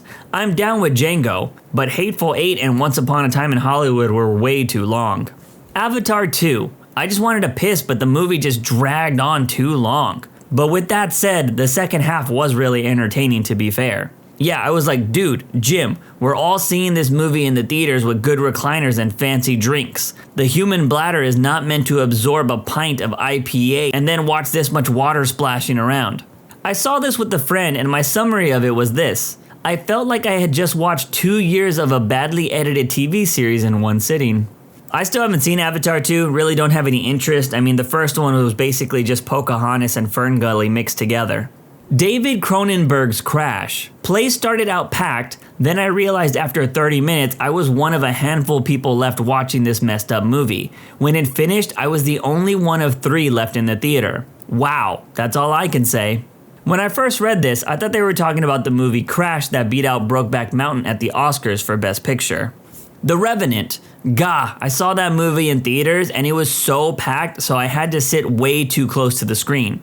And it gave me such a horrible migraine. So I'm sitting there in this movie that won't end and my head is killing me. If I had been there with my husband, I would have just asked to leave, but we had gone with friends. And we hadn't driven ourselves, so I didn't feel like I could. I was so miserable. Final Fantasy: The Spirits Within. Right after the Phantom destroys New York and Alec Baldwin's friends all die, I thought, okay, we should be wrapping this up in the next 10 minutes. Nope! It was another 30 minutes of slogging through an already boring and lazy story. I had to watch Stanley Kubrick's Spartacus for a college class about 3 years ago, and it was awful. From the sound to the pacing and the 5-minute breaks that were just music and a blank screen, it was just overall a horrible experience. Eyes Wide Shut. Most boring film I've ever seen in my life, and I had to go watch it for a class so I couldn't just stop watching it. I hate that movie. And the jerk who plays only one note on the piano for 20 minutes of this horrible movie. People who grew up with strict parents, what was their most unreasonable rule? I was called at a friend's house at 11 p.m. at night because I left 2 t-shirts slung over the chair of my room versus hanging them in my closet. I had to go back to my house and then I was grounded for a week. Upon getting home, my mother had gone through my entire room and tossed every item out of my dresser. She claimed they were messily put in the dresser. Fun stuff. My mom was very strict about the rating of movies and video games. One year for Christmas, a relative gave me a copy of Star Wars Shadows of the Empire for the Nintendo 64. It was a T for teen rated game and I wouldn't be turning 13 for another 4 weeks. My mom had my dad drive me to Toys R Us to return the game. We walked into the store and over to the games counter and he had me pick out an E for every one rated game. We proceeded to the checkout and as we went to the car, he handed me not only the new game but the game we were supposed to have returned to buy it as well, and told me not to let her catch me playing it. My mom's curfew was 7 p.m. and her brother's was 12 a.m. Her brother was about 2 years younger than her and my granddaddy's logic was that girls get themselves into more trouble than boys. My poor mother only ever attended church functions for fun until she graduated from high school. My stepmom decided that I was using too much shampoo. She would get a little medicine cup before my shower and pour the designated amount into it. It wasn't ever enough because I had hair down to my butt. I also wasn't allowed to use conditioner. When I was in 5th grade, I wrote some stuff in my diary about masturbating, and a month later, my mom went through all my stuff. She would randomly go into my room and tear it apart, and I'd always get in trouble for something. And then I'd have to clean up the mess and be grounded for whatever amount she felt like that day. So anyway, when she found that diary entry, she picks me up from school and won't talk to me. I get home, my door was removed from my room, that diary entry was taped on the wall, and I was threatened with a belt if I didn't answer all her invasive questions. It was pretty messed up. Wow, yeah, this one just takes invasion of privacy to a whole new level. I was/am not allowed to do the following: use the washing machine, wash the dishes, pull the weeds, vacuum outside of my room. I must ask to use the vacuum. I can't cook a meal. I can't have the remote. I get instructed on how to use the microwave that I've been using for years. And if I ask where we're going, I get told out, and I have to dress in jeans, a shirt, and running shoes no matter how hot because he doesn't like shorts, and no jacket no matter how cold. This one sounds like borderline child abuse. We could not listen to music with guitars in it. I'll never forget the day my brother was listening to Sabbath Bloody Sabbath and my father took the radio and threw it through the window. Spent my childhood listening to Richard Marx and Michael Bolton. Thanks, Dad. We couldn't go sledding during the winter, or any other season obviously, because my mom was a neat freak and didn't want to get snow slogged into the garage. So no snow playing of any kind, really. Never built a snowman. Did get to go sledding though when I was an adult, and it's pretty great. All of our clothes in our closet had to be arranged by color, descending in order by shade. So for example, midnight blue at one end of the blue section and tar heel blue at the other. And there was a system in place for colors too. So if the yellows were by the purples, for example, there'd be hell to pay. No shoes on in the house under any circumstances. Was super uncomfortable when my brother's friend who had prosthetic legs and always had shoes on came over and didn't take his shoes off. Mom got really mad and confronted him. No Legos or puzzles allowed as they make messes and look like disorder, and I love puzzles as an adult, one of my favorite hobbies. 30 minutes of internet time a day, and 99% of the time that was supervised, as in mom looking over my shoulder and commenting on conversations. We had web TV, and when they weren't home, they would literally lock the keyboard in a toolbox. My sis and I could never have friends over because the house is a mess, and no amount of cleaning satisfied mom because the real reason was she wanted to be able to fight with my dad at will.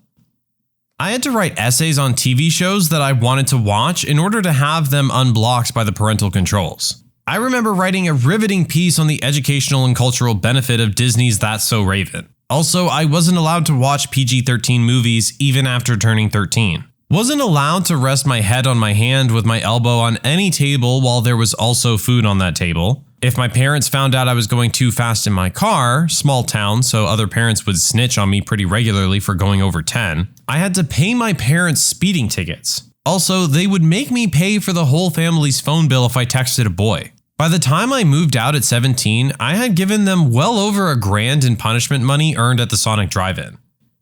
I was not allowed to talk to boys. One Christmas Eve day, I was doing last-minute shopping in the downtown of our little town. I ran into 2 male friends from my German class and we talked for several minutes and wished each other a Merry Christmas. Oh, I was 15 at the time. My older sister drove by and saw me and told my parents I was hanging out with boys. When I walked in the house, both of my parents were waiting and the yelling began. Some Christmas Eve.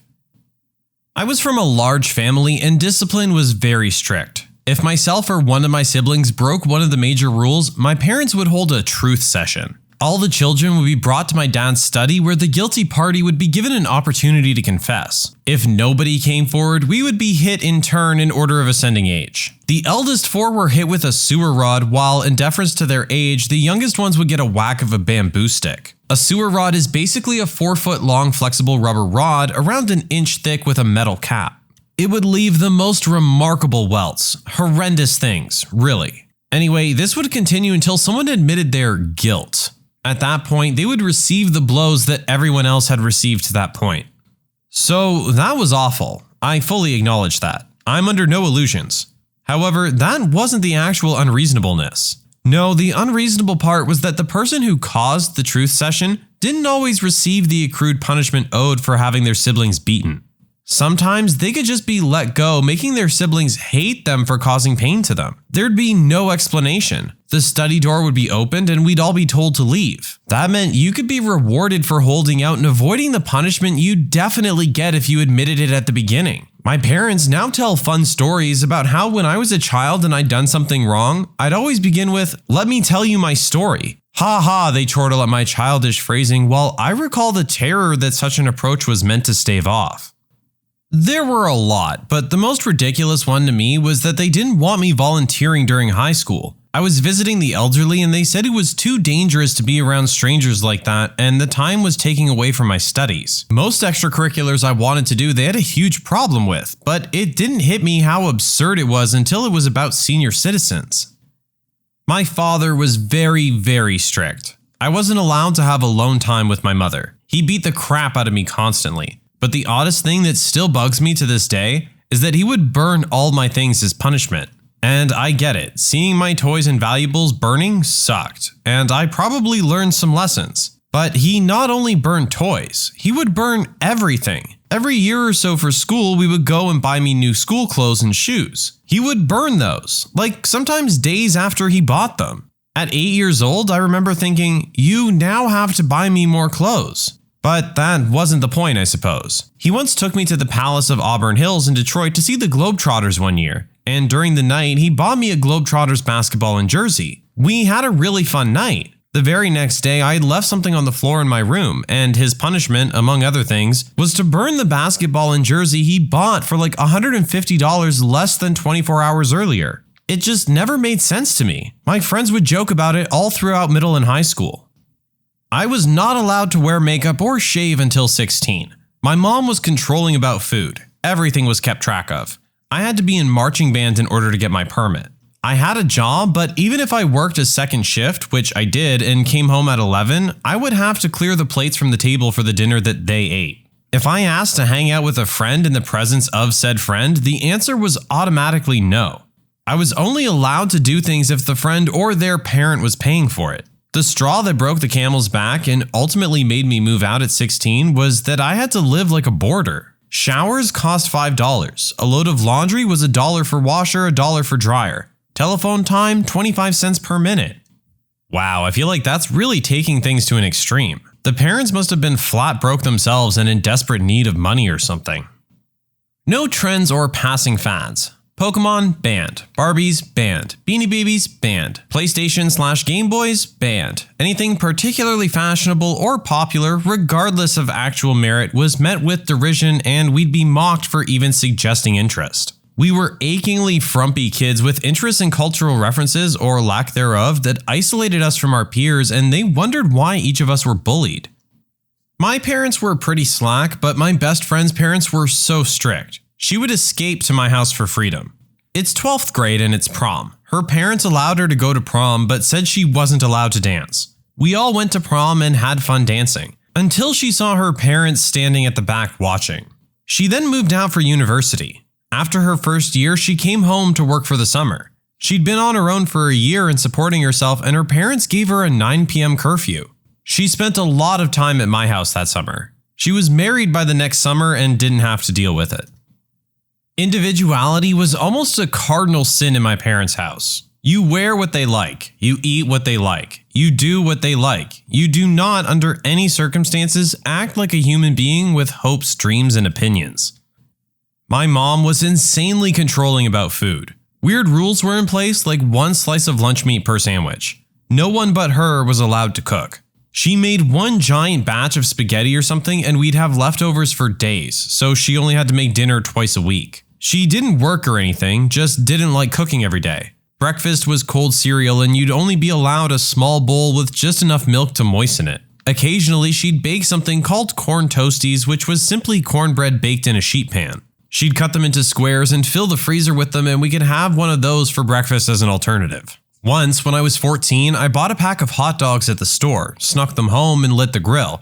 I was almost done cooking them when she came out screaming about fire hazards and swatted the plate out of my hand. She'd been making spaghetti. What an ungrateful little bastard I was. So then she orders a pizza for the rest of my family, wraps individual servings of spaghetti in freezer paper and puts them away. She tells me that I will be eating nothing else until it's all gone. Took about 2 months to choke it all down. Went without eating a lot of days. I was also grounded for over a year.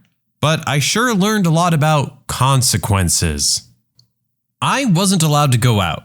Like, ever. If I was going to hang out with someone, it had to be on the weekend, planned at least a week ahead, and my parents had to meet their parents and drive me there. They would come get me before the sun went down. Not a rule, but if I got up to go to the bathroom in the middle of the night or was reading because I couldn't sleep, my mom would come screaming up the stairs, "Why are you up?" and sometimes hit me. I wasn't allowed to close the door in my room. There's more, but that's all I can think of right now. Mostly my mother would just yell about everything.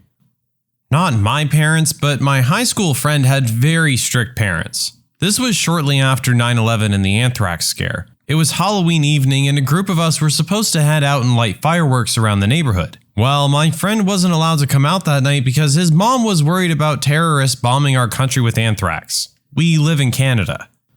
Was forced to drop out of high school in the 5th grade because my grandmother believed that most people have no souls and were demon-possessed. She said that the world was unsafe to roam freely because Satan was trying to corrupt God's children. This led to a very sheltered life and very silly things like having to pray over every individual item that entered the house. Food, toiletries, dish soap, you name it. I'd get woken up at 2 a.m. to be screamed at for over 3 hours over something God had told her that I did wrong. So yeah, I guess the most unreasonable rule I grew up with was not being allowed to leave the house. Not my parents, but my best friend's parents were insanely strict growing up. When we were preteens and sleepovers were all the rage, if we wanted to have one, we literally lived on the same street, it's a 2-minute walk between our parents' houses, we had to plan it at least a month in advance, if not more. Even then, for whatever reason, her parents would only agree to them rarely. So really, we only get to have like 2 or 3 a year. One time I started getting sick at school on a Friday and we'd planned a sleepover ages ago as usual for that night. I was feeling absolutely awful but tried my best to stay at school because obviously if I went home sick, the sleepover would be called off.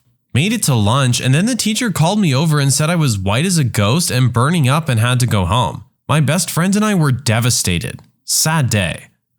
My dad was a narcissist. Biggest rule in the house was not to make any noise around him. If he was home, the whole house got quiet and tense. Even my mom used to eat her cereal in the bedroom because she'd get in trouble for chewing crunchy food. Now she's long rid of him and married to a way better guy, but she still apologizes for eating crackers. In the 1970s, my extremely conservative Mormon mother would take the masks out from grocery store plastic Halloween costumes, those wretched ones with thin elastic string to hold them on, and widen the eye holes with scissors as much as she could without destroying the mask. When we asked why this was necessary, she informed us that in our church, we don't like masks because it was a group of masked men who murdered Brother Joseph. So we want to be able to see your face clearly enough, even if your Halloween mask's on. Totally pointless and ineffectual dogmatism, except that whatever that is was never any kind of LDS dogma.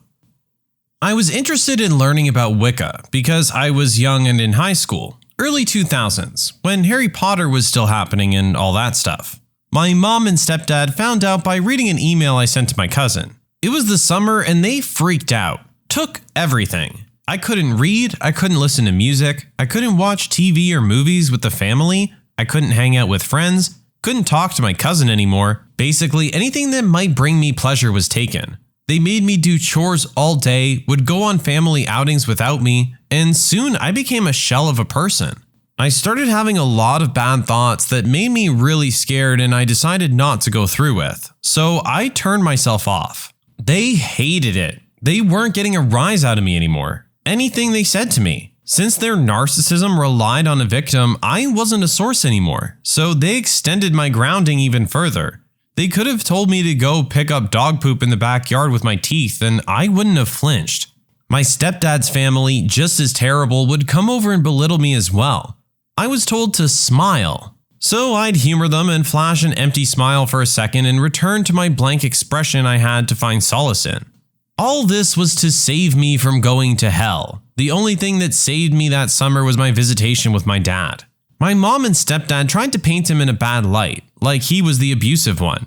Even as a kid, I knew my dad didn't make me feel as bad and empty as they did. I eventually got through it. Years later, about 4 years now, I ended up working at a job unexpectedly with a girl I used to play with in the neighborhood. I always wondered why she stopped showing up. When I wasn't home or in another part of the house, she came to the door and asked to play. One of my parents opened the door and told her I didn't want to play with her anymore. I always wondered why she never hung out with me or talked to me. Even finding this out in a more recent term, I cried and apologized to her. I could have had a great friendship with a lot of people, but they just wanted to alienate and control me. Unfortunately, this is just the tip of the iceberg. I don't talk to them anymore, but I still live in the same city as them, and I have a lot of social anxiety because of that. One of my roommates exhibits the same kind of behavior my parents were so kind as to bestow upon me. It makes things difficult to handle. I just want people to be happy and live in a healthy environment. It's so messed up that the biggest monsters in the world are the people closest to you. I had to be home by the time the streetlight that was at our house turned on. If I didn't make it, I'd get grounded. Turned out, years later, I found out that my parents had control of the one light in our yard with a switch in the utility room. It wasn't solar controlled to turn on when the sun went down like the other street lamps in the neighborhood. I have too many to name growing up in an Asian household, but the one that was the most embarrassing was I was not allowed to shave my legs or armpits, and I hit puberty at an early age. So I had really hairy armpits and legs and was forced to wear shorts to gym class. I was so embarrassed about my legs that I would wear shorts with opaque pantyhose, which just made the whole situation worse, and was the butt of many jokes in middle school. My mom has apologized thousands of times since, but it still brings back crappy memories. I had a ton. I think the most unreasonable was that we, my siblings and I, weren't allowed to know where we were going during car rides. If we'd ask, we were told business and figure out we were going to the store or whatever only after we arrived at our destination. This lasted until I moved out. Another was asking for permission to use the bathroom every time. This didn't last as long. Okay, I think this is the second time this has come up about not being allowed to ask where you're going during a car ride. Guys, can you let us know in the comments? Is this a common thing? I've never heard of this before. A friend of mine wasn't allowed to wear shorts to school unless it was already over 80 degrees when she had to leave. School started at 7:40 a.m., so this almost never happened, even on days where it reached over 90 midday. The school didn't even have air conditioning. My dad was incredibly strict while I was growing up. Two of his stupidest rules were, number 1, my brother and I had a bedtime of 9 p.m. until I was a senior in high school. Number 2, bedtime was so strict that we weren't allowed to get up to use the bathroom after 9 p.m. And number 3, he made us have a babysitter until I was 14 years old. Of course, he denies ever doing any of these things to this day. Another very stupid rule was no locked doors in the house. Ever. As in, locking the bathroom door wasn't allowed, and my dad proclaimed that he should be allowed to come into any room in his house anytime he wanted. He would often try to come into mine and my brother's rooms while we were changing or something, so I got into the habit of changing my clothes very quickly and only when our dad was upstairs or something.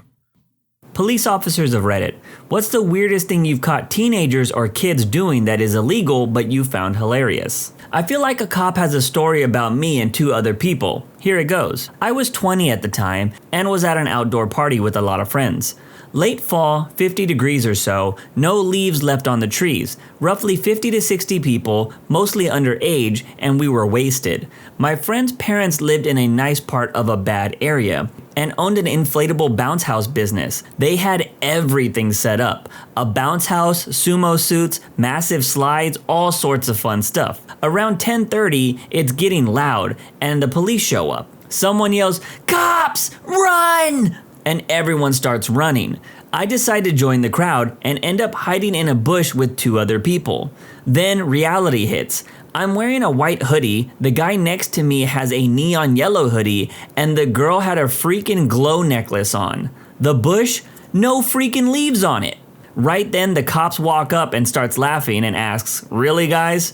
and shines the flashlight directly on us. He instructs us to head back to the driveway with the other captives and gives all of us a pretty hilarious speech.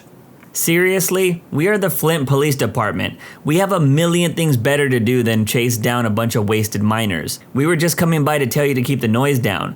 Now we were pouring out all of your drinks and calling your parents. Now we're even. I kinda had a similar experience once when I was young and foolish.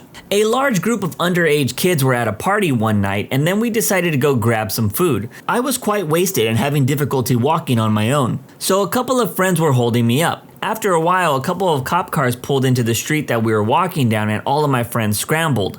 One of the guys holding me up grabs my open bottle of booze out of my hand before running off. So I am left standing on my own in the middle of the street, very obviously wasted. And the cop comes up to me, asks if I had been drinking, and I tell him yes at a party. They ask me if I have any booze on me and tell them yes, I do in my backpack. The cop just says, "Thanks for being honest. We knew about your party, and it all seemed under control there, and you guys can drink at a private place, but you can't be drinking in public. You're gonna have to pour out that drink that you have in your backpack where I can see it. Then you need to go and find your buddy who took that open bottle off you and tell him that you owe him one, because you would be in serious trouble if we found you with that open bottle. Now have a good night, and don't get into any more trouble." Then he just walks back to the car with the other guys and drives off. Took me about 20 minutes to find my friends and tell them what happened. One of them just starts laughing out loud, saying that he was hiding in a bush nearby and watched the whole thing go down and thought I was about to get super busted.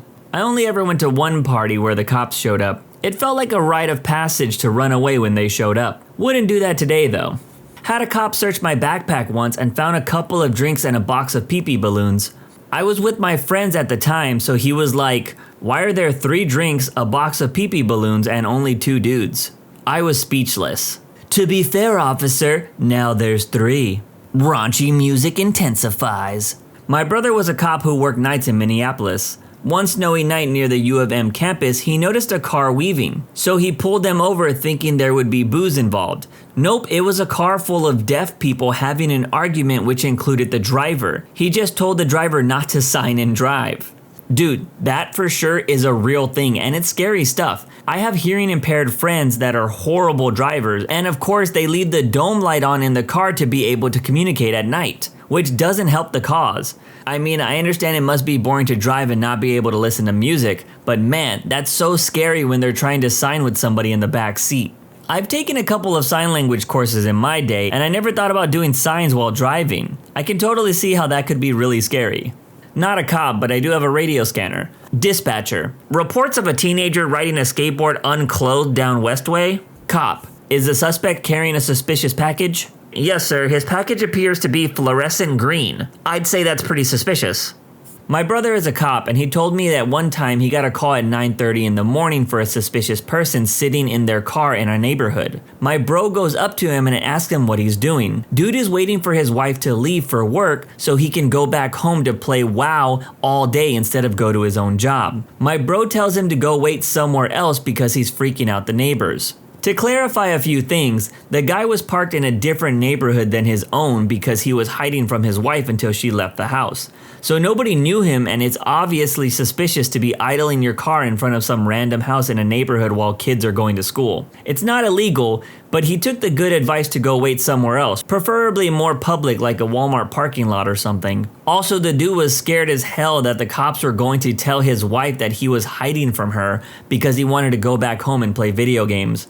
My brother, of course, doesn't give two craps about that. He just wants the dude to go somewhere else so people would stop calling about it and causing him needless work. I'm not sure who's weirder here, the guy who's got nothing better to do than poorly hide from his wife so he can go play video games all day, or the neighbors who have nothing better to do than look out the window all day. Hey now, I will say, if you have ever had your car broken into or have had something stolen from your house, everyone becomes suspicious after that. So I can't hate on the neighborhood watch types too much, but they shouldn't be calling the cops. My friend had a bunch of prop arms and legs in his car, college.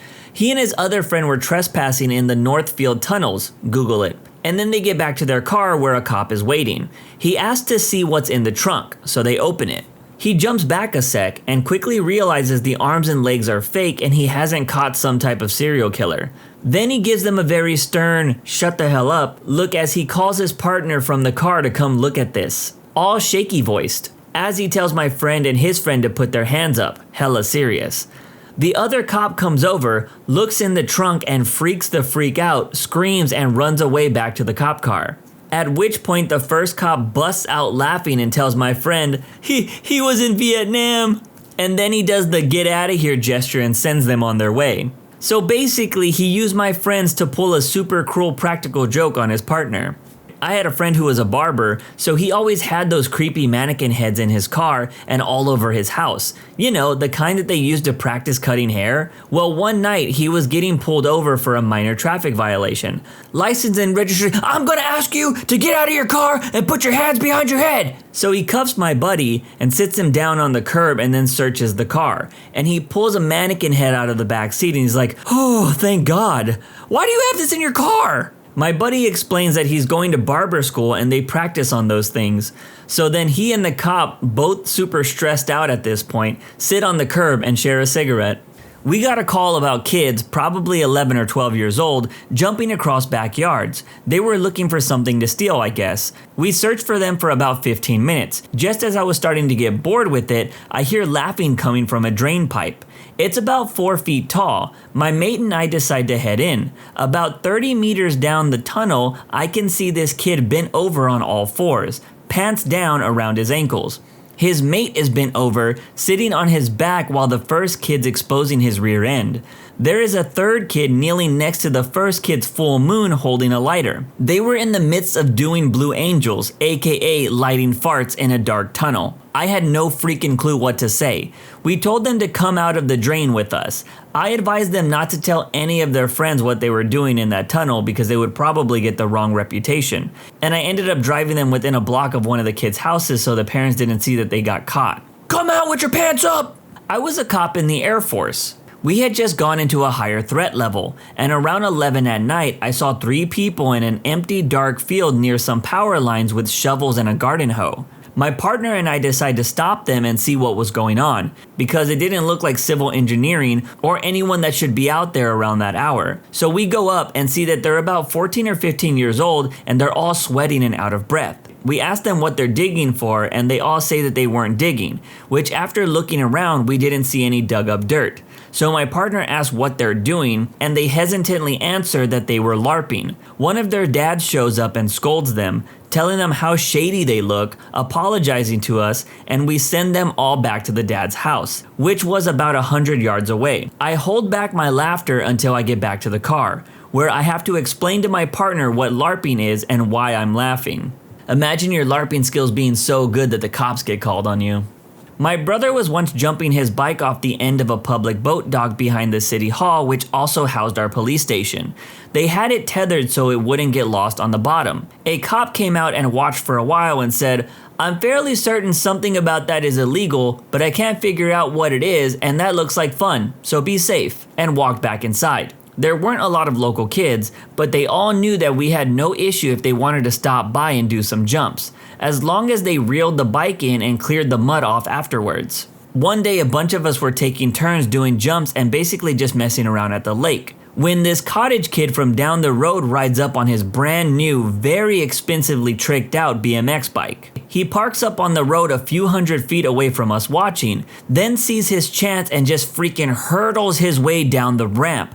A couple people try to wave him off, but this kid just goes for it, nails it at a blistering fast speed and flies 3 or 4 times faster than any of us could ever go with the tether. He pops out of the lake waving his fist in the air, shouting and carrying on like he just stole an Oscar from Leo. He swims back to shore and everyone is just staring at him while he carries on. Eventually, one of the girls just says, "Dude, was that a new bike?" The kid's face just kind of crumpled up in defeat. We all chipped in and tried to find the bike, but our lake is flooded farmland and the bottom is 6 or 7 feet of quicksand like mud. We dove, we drudged, we poked with paddles, nothing.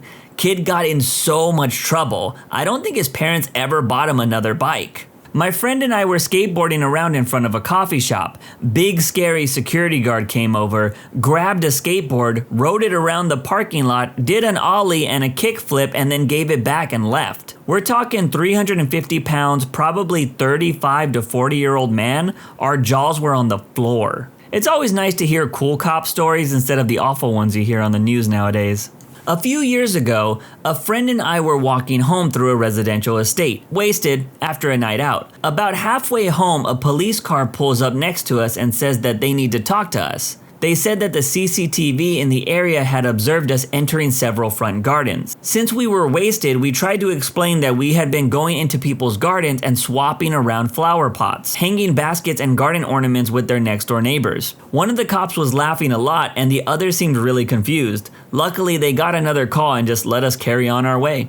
I got a call about 2 kids, maybe teenagers, smoking herb in their parked truck down by the duck pond. You know the one. Anyways, I contacted them and they were very respectful and insisted on filming me on their cell phones while I spoke to them. I told them I wasn't interested in their herb, still illegal in my state, but I wanted to make sure they got home safe, that the driver was sober enough to operate the vehicle. I did a basic field sobriety test on the driver and determined he was good to drive, all while his buddy was filming every movement and interaction. So I decided to have a little fun. By the end of the evaluation, I had the very nervous driver doing the YMCA, sprinkler move, and a janky version of the robot before he finally realized what was happening. His buddy filming realized right away. His defensive lawyer cameraman posture dissolved into a wasted kid that was now having a good time again. The driver broke down and busted up laughing before shaking my hand and hopping in his truck. The cameraman gave me a fist bump and just said, "Thank you," in a way that I took as, wow, good to know some of you are human. It's annoying that we have to live with this stigma that gets portrayed by popular media, and quite frankly, some of us deserve it, but it's still nice to know when you get through to someone. I mean, really alter their perception and break down a barrier put up by others. Cops are here to make sure people don't hurt one another. That's it. If you're going to hurt someone else, even if it's just a strong possibility, I'm your worst enemy. But if you're just swaying from societal norms that change like the weather and being yourself, have at it, man. You only live once. Okay, time to get off my soapbox.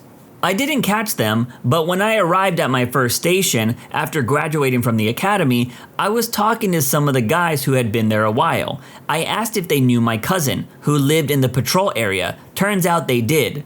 They had a call a few years back of some kids driving around, pulling up next to cars at traffic lights and waving a huge pleasure stick at the drivers, laughing hysterically then driving off. They were pulled over, brought down to the station, and parents were notified. There was one old-timer who was a bit of a jerk, telling me that my cousin was a pervert, as were his friends.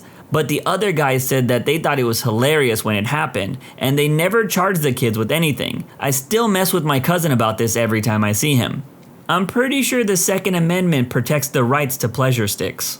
When I was a teen living in the Phoenix area, we would fill up the back of a pickup with shaved ice from behind the ice rink and then build snowmen in people's yards. We would do it at night before ringing the doorbell and driving away. One time, a neighbor called the cops after hearing a couple of teens sneaking around outside. The cop came by and found out what we were doing. Instead of getting after us, he told us to follow him somewhere. We ended up making a snowman in his own front yard. He rang the doorbell and hid around the corner while his wife and their kids came outside. There are some good cops out there. Not all of them are like the ones you see shooting people without cause.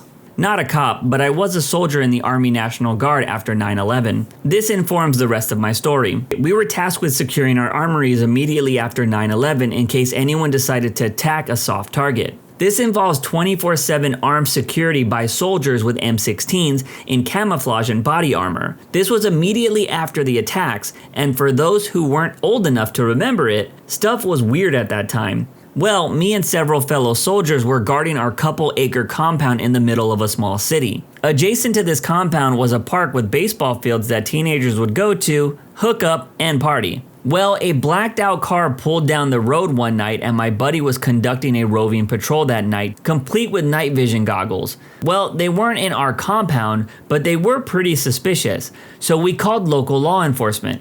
By this time, I had met my fellow soldier out back to keep an eye on them. 4 cop cars come screaming down this entrance and draw their weapons. These kids were terrified. When they found out the cops were called, they asked who called.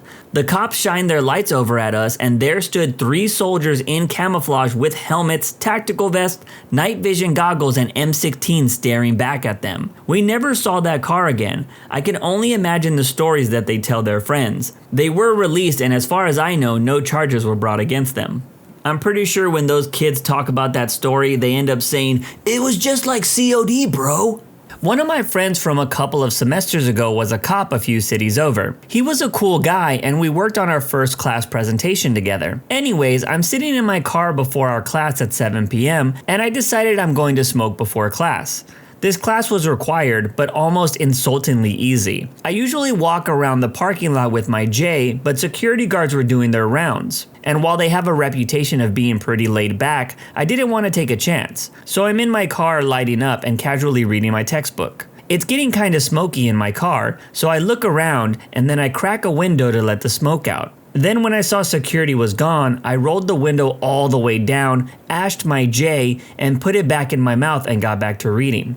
Then out of the corner of my left eye, I see a cop car coming my way. It passed behind me and I didn't think anything of it because at this point I was already zoned out. When I realized that the J was still in my mouth, I got one of those sharp pains of terror that starts in your chest and shoots all the way up to your head.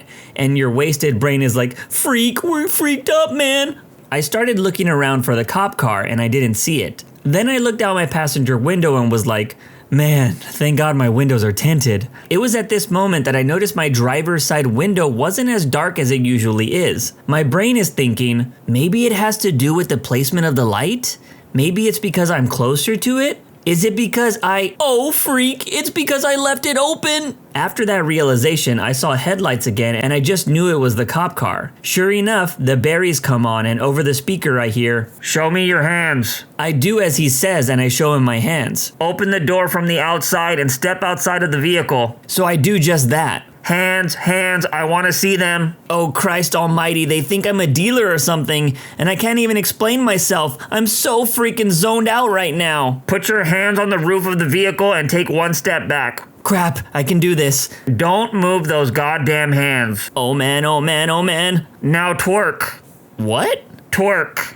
Wait, did he just tell me to twerk? What the freak? I turn around and look at the cop car and then I just hear, "Twerk, twerk, twerk, hands on the car and twerk, twerk, twerk." At this point, I'm not sure what to do or think. The officer gets out of his car and it's the dude from my class. He said he saw me smoking up in my car and wanted to mess with me. I don't know how to explain what it felt like going to class after that. Hey now, I think it's fair game for cops to mess with you if they catch you doing something illegal. I think getting embarrassed is better than getting arrested. I rolled up on a group of kids trespassing on a patch of land at night. They didn't know they were technically breaking the law because there was no signage when they came in. I planned to tell them that they needed to leave, but one of them took me aside and told me that they were taking an out-of-town friend on a snipe hunt as a much-deserved act of revenge. I couldn't resist and I joined in. Winks and nods were exchanged. I called my shift on a radio back channel, and the snipe hunter was called front and center. I informed him that the snipe is an endangered species, and that the act of hunting one was a felony punishable by 10 years in prison and a $10,000 fine. All of his conspirators denied snipe hunting, saying that they were just stargazing and didn't know the guy that was doing the hunting. He was just standing there, wide-eyed, and literally holding a bag of snipe stick in his other hand. He stuttered and stammered an excuse, and insisted the conspirators were lying. About that time, 3 more cruisers appeared, lights and all, as if choreographed. We all stepped aside and the sheriff himself made an entrance and assessed the whole situation. Dead silence. After he made the inquiries, we all busted out laughing. The whole otherwise very slow night was captured in a group photo, complete with the victim, his friends, my shift, and the sheriff. Man, this must have been hilarious. I wish I met some cops like that when I was younger. The only one I met threatened to take my friend to jail because he had a license plate on his bike that we found in a ditch. Then the cop banned all of us from skating on one of the largest streets in my city, when we didn't really do anything. It's interactions like that make some people dislike cops, in my opinion. That's it for this video. When you subscribe, make sure to hit the bell to turn on notifications. Put the playlist on in the background to finish listening to all the stories. And if you like Am I the Genius, give Am I the Jerk a shot. It's linked in the description too. Either way, thanks a lot for watching and we'll see you guys next time.